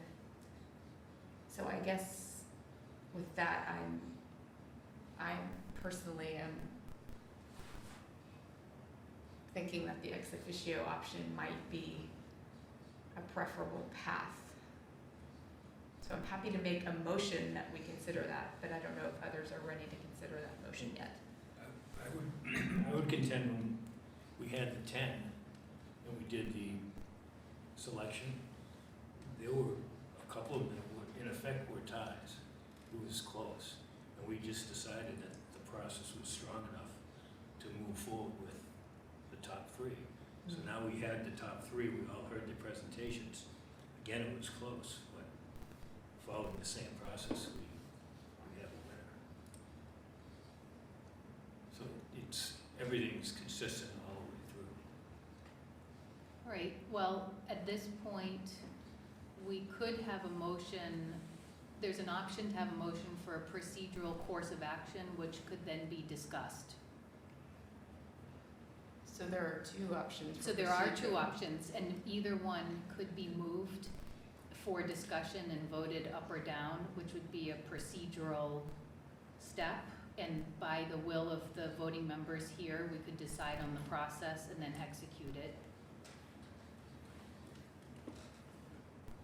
Yeah, I mean, I kind of agree with some of the comments on the ex officio members and kind of deferring to, there are quite a few members on the, voting members on the committee that have experience with these firms, so I think that's one of the reasons that we're here, and why we were selected for this committee is to bring our views and our experience and interpretations of the presentations as given, in picking the team that we would like to work with, so I would support that.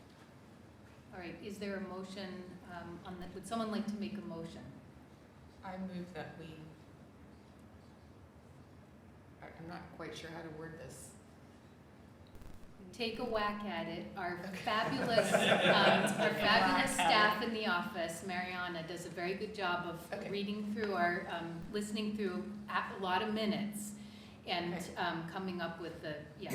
For the purposes of addressing the very close tally of our finalists, that we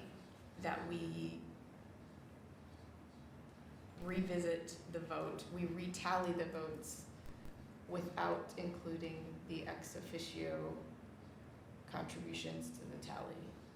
There's been a motion on the table to remove the ex officio scoring and retally the votes as a final determining. Is there a second? Second. The motion has been made and seconded. Now is the time for discussion.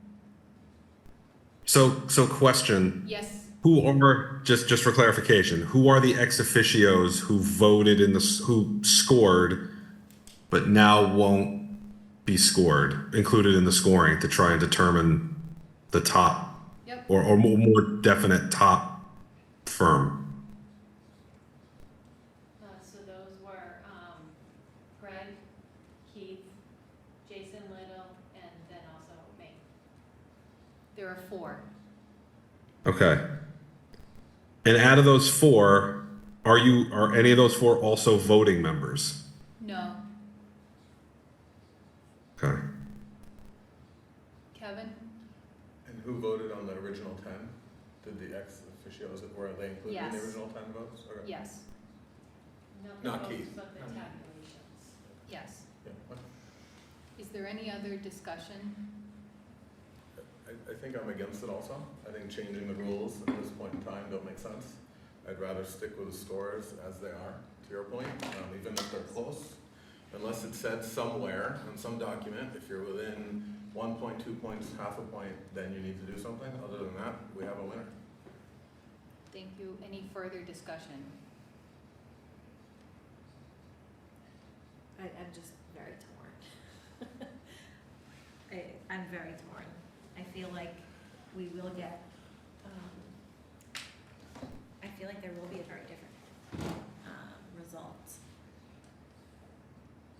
I think it just, like, the perspectives of everyone, including admin, I think is important.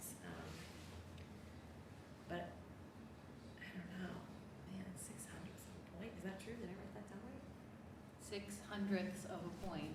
I think so. And can you just tell me, I mean, I was writing whole numbers, how did you get in the hundredths, was there? It's, I just have it out by 2 decimal spots. So were people when I'm writing calculating. decimals, or that's No, just? Yeah. it's the average, it's the average ranking, so it's. Oh, I see, okay.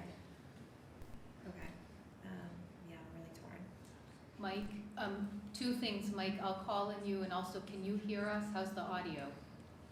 I can hear you all okay. Okay, good, yes, Mike? Do you have a comment? No, I mean, it would be an interesting data point. I understand if we can't maybe make a definite decision. I mean, I just in general, and right, I'm coming from a different type of committee or board where we wouldn't do anything like this without discussion. You know, we wouldn't maybe just take a raw score that's that close and be like, that's the winner.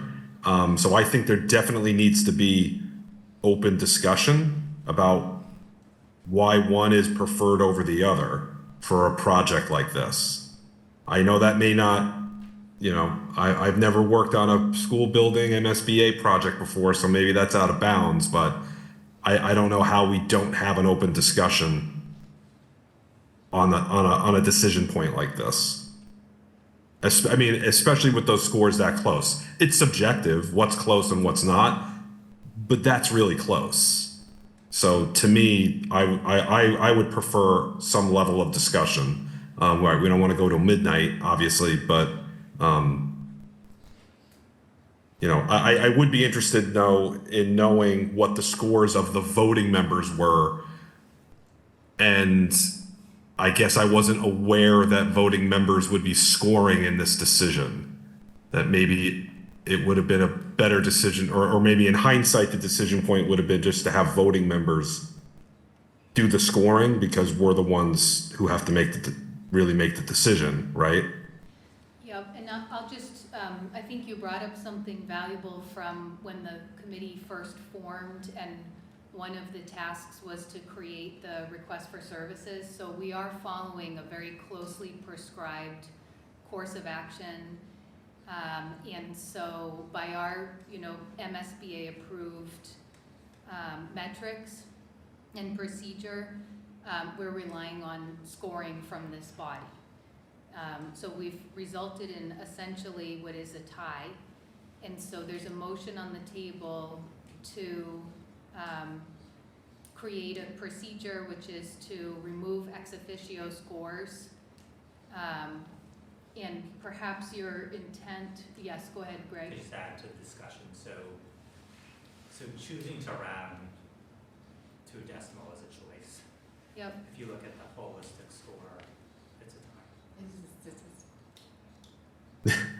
So Yeah, I think that's a great point. Round to the wholest number and it's tied. Yep. So I think that, you know, I think that allows for conversation around the 2 top firms, which is a tie. Yep. The score was 0.5 and 0.56? Yeah. Wasn't Yeah. 5.6 round up to 6? So if I eliminate any decimals, it's 66 and 66. Oh, that one got, okay. So, Yeah. yeah, this is all, okay. Yes. Where we choose to round, okay. So I would entertain further discussion. We do have a motion on the table now to remove ex officio scores, which would yield new scores, which presumably, statistically, would not result in a tie, although never say never. And I think Kevin was the person who said the T word before, so I did this tie. myself. Yep, so Sorry. thank you, Kevin. Is there any further discussion on the motion, which is to remove the ex officio rankings? I think, I mean, that's one avenue. The other avenue is a tiebreaker, which we probably didn't spell this out. You know, in case of a tie, here will be a procedure. This is one avenue. The other would be that we then, you know, discuss the top 2, and then possibly rescore them individually. I think the challenge in Well, I think the challenge in rescoring them individually is that's essentially a vote. You're going to get a yes this one or no this one, and any permutation in that data set. Yes, Kevin? If we're changing the rules or whatever, not to bring this up now, but right, the number of points you choose to attribute to each one of these categories is no longer unbiased at this point. I could choose to do 0, 0, 0 and 10, 10, 10, right? To really make my 10s count really strongly against all my zeros. So maybe we need to just have everyone choose their number one choice, write it on a piece of paper, and move forward with that. Well, I assume if we're gonna narrow them down to 2, and again, I'm going back to just like the public bidding world, if you're just narrowing down to the top 2, then you're just choosing between A or B, end of story. You're not doing it like through all the categories again. Right, okay. So it's not that you're changing the rules, it's you've moved to a different sort of stage in the selection process. Okay, so if we're down to 2, then let's just, everyone gets to choose. Well, we have to back up. We're still in the middle of discussion on whether or not we're gonna try the statistical. So technically, we need to vote on that in order to move on to anything else. Because I think some of us are still interested in that option as opposed to more discussion. And actually, I just wanna know, if we do vote, are we still an even number? Because we could still tie if we all discuss and vote. So, for the minutes, there are 8 voting members of the committee who are participating in this meeting right now. So that's So we that's could my still final have piece tie. of discussion in this particular discussion. Keep that in mind. If we vote against the ex officio option, we may be going to a discussion which we could then have a tie as a result. Well, I am kind of curious, right? So if we're essentially rounding up and now we're tied, pulling out the ex officios, we didn't do that before, and that was part of the instruction. So that would be changing the rules to create a new data point to try and make a decision over. I mean, and I know we have to get to that motion, but I'm just kind of curious, like, if there were voting members or people who, you know, where Collier's was maybe their number one, and now it's not. So now we're choosing between these two. Like, I'm just kind of curious what a straw poll of the 8 voting members would be between PMA and Vertex. If it's 7-1, yes, let's have discussion. But to me, that seems fairly straightforward. You know, if we're tied 4-4, then, you know, we may need to go to other data points to break a tie. But, you know, amongst the voting members, we ended up with a tie. If there's a decisive majority vote for one or the other, you know, after discussion, why can't the voting members make that decision? Thank you. So I think the motion on the table is removing the ex officio members, and could the motion maker just clarify for us, would you then are you implying that by removing the ex officio members, whatever the high resulting score is, would then be the chosen prevailing score? Is that the implication of your motion? That's the intent? That is the intent, correct. Okay. And that is following the suggestion of Superintendent Martin and that's the idea of. As an option, yes. So a yes vote on the motion would immediately trigger a rescore, and unless it's another tie, Kevin, a prevailing firm. A no vote on that motion would leave us at a tie, and then there would be a further discussion about how to break that tie. Then we would then be choosing another methodology, which we still have not determined. Correct. Is there any further input on this motion or what it would result in? Could the motion maker restate the motion, please? I will do my best. Word for word. Although you worded it better after I said it the last time. I am making a motion that we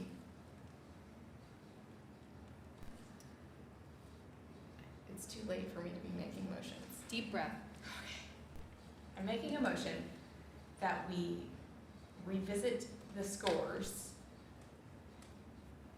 without inclusion of the ex officio members of the committee per the superintendent's recommendation, or not recommendation, presentation of such an option. And in doing so, if this motion were to be passed, we would immediately then rescore all of the vote, all of the, I can't do this, all of the votes that were submitted without those 4 votes, those 4 submissions. And at that point, short of another tie, we would have selected the OPM, or we would then have a new OPM that we would then vote to. Would your motion automatically select that OPM? Or you would No, then, I think that the committee would still have to then vote to agree based on what we had said before about the larger process, correct? The person who seconded the motion, that's your understanding? Yes. Okay, thank you. Is everyone clear on what we're voting on? Mike? Yes? Yes, and basically by the rules we've kind of laid out, by the way that motion is written, if there's, and kind of Erica, from what you had explained earlier, we do have to take an official vote to award the winner, but we should be going by that score, correct? Yeah, I think it depends on the motion maker's intent. Was your intent, you're saying your intent is not to automatically elect that? I mean, we can certainly amend the motion to say that if we want to go home 5 minutes earlier. But I think that the original intent was that we all go through the process and then we have that one last opportunity for discussion. And I think that given what we've all gone through, it's appropriate to have that final opportunity for discussion before we finalize the award. It results in a new score that is hopefully not a tie, which we can then discuss and bring forward a motion to award based on that. Okay, thank you for explaining that. Okay, good. All right, so I will vote by roll call, and I will do so in alphabetical order according to my little sheet here, which is maybe not in alphabetical order. Okay, so you know what? Here we go. So the motion on the table, everyone's clear. That we're removing ex officio. Lauren Bailey. Yes. Mike Tejan. Aye. Sean Durkin. No. Erica Hall. Yes. Diana Nicholas. Yes. Kevin Warsh. No. Robert Tomasetti. Yes. Tristan Bezin. Yes. Okay, the ayes have it. The motion carries. Yes? Yes. All right, so that results by majority vote of this body in a recalculation. Rebecca, do you have a recalculation or? Just a minute.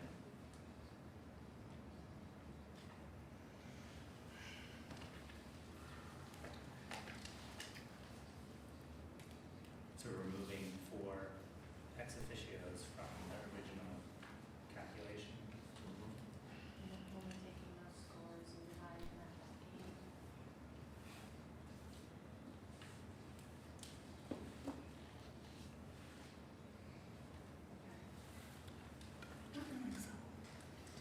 So the new rankings, well, the revised rankings, I won't say new. Collier's 75, PMA 85, Vertex 84.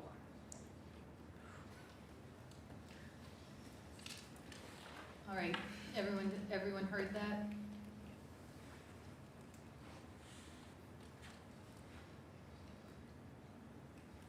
At this time, I would entertain a motion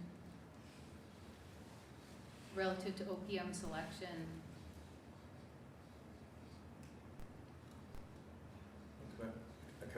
I can make any motion, right? Yes. Okay, so I make a motion that we all just get to write down the name of the firm between PMA and Vertex that you think should win, and put on a piece of paper and hand it in.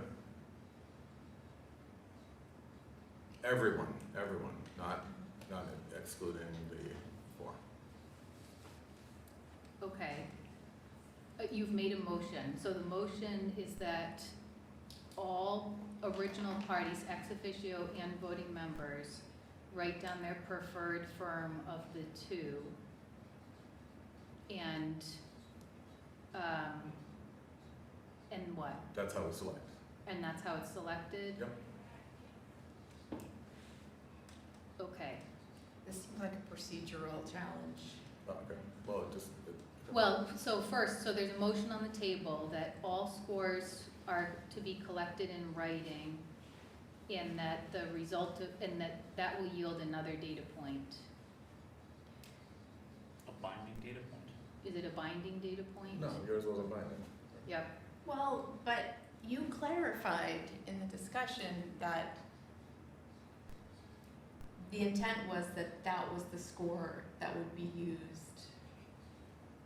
to select the OPM. Oh. Did you not? The motion was to yield a new data point, which would hopefully not result in a tie. Right, and then maybe some discussion. But I do feel like that final vote. Can I just add There, something? yes, yep. I'm just afraid that that was not outlined in the RFS, that would be the way that it would be selected. It was going to be based on rankings. I think that moving from everybody to just official members was a valid way to get to that ranking.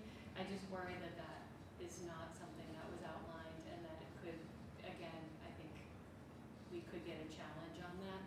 And then I would also argue that we need to make sure that we are, when we are submitting this to MSBA, that we can substantiate why we selected this firm and the process. Can you clarify which part you're concerned about? The removing of the ex officio members, No, or the writing down. the top, Yeah, the top 2? yeah, I think you can, if you wanted to have a vote on one firm over the other, that's gonna give you the same result as writing it down on a piece of paper. Okay. But that's just, Oh, sorry. There is a motion on the table. It has not been seconded. Is there a second, or is there not a second?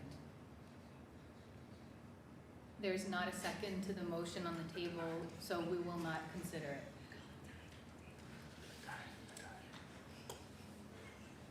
Rebecca, can you just restate your last point, which was procedural in nature, about our narrative to the MSBA? so with our narrative, we do need to make sure that we are substantiating why we selected this firm. By using the rankings that we can use, we can say that collectively, we as a group, rated everyone based on their interview and came up with this number. I think if we did it a different way, we would then have to, and had a different firm with, let's say Vertex, even though they were quite lower, we would then have to have a compelling case to the MSBA as to why we selected them when they were not the highest ranked.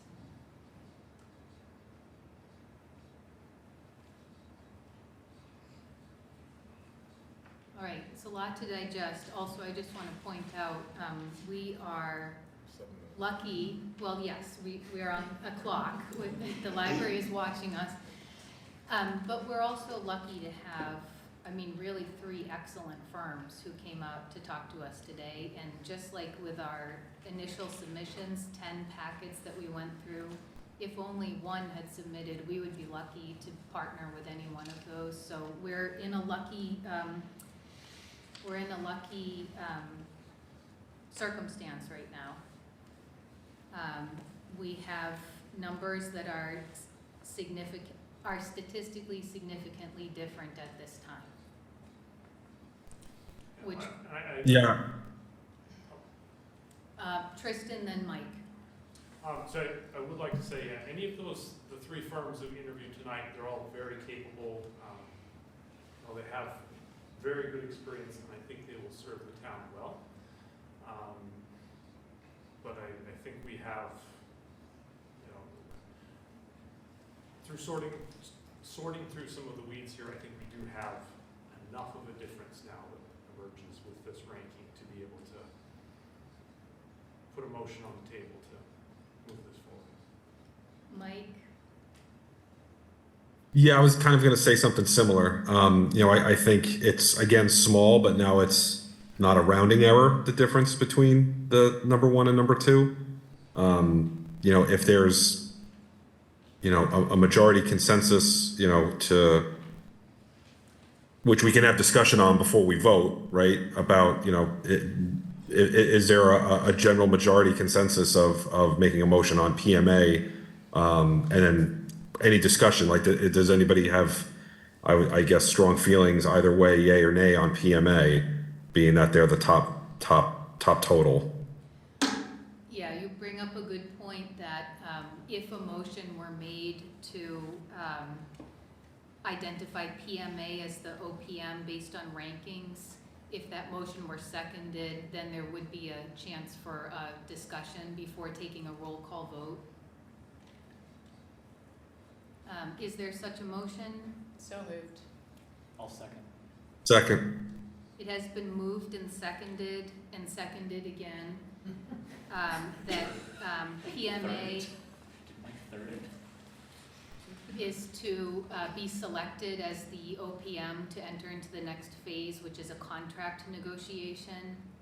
Is there any further discussion?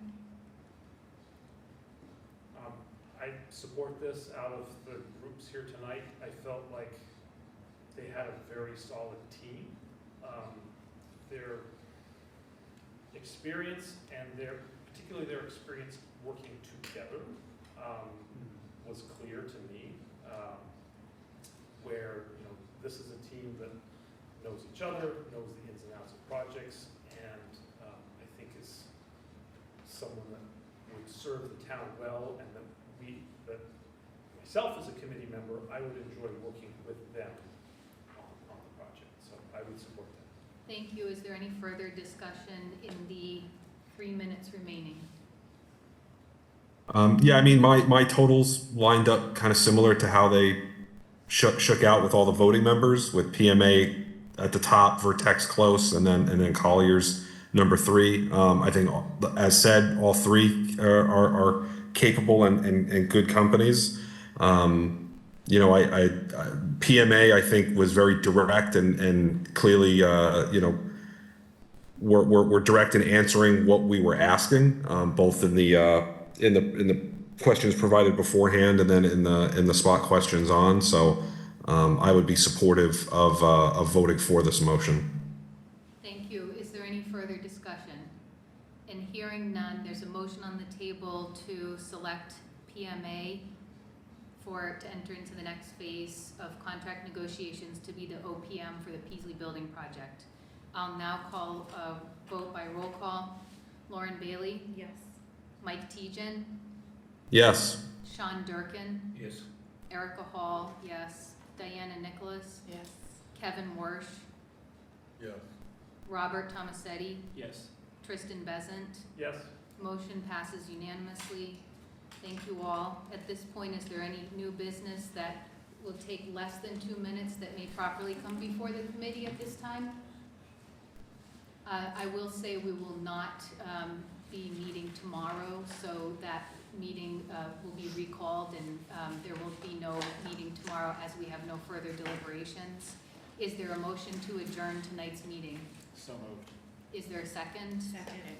Any discussion? By roll call, Lauren Bailey. Yes. Mike Tejan. Yes. Sean Durkin. Yes. Yes. Erica Hall, yes. Diana Nicholas. Yes. Kevin Warsh. Yes. Robert Tomasetti. Yes. Tristan Bezant. Yes. Meeting adjourned at 9:59. Thank you.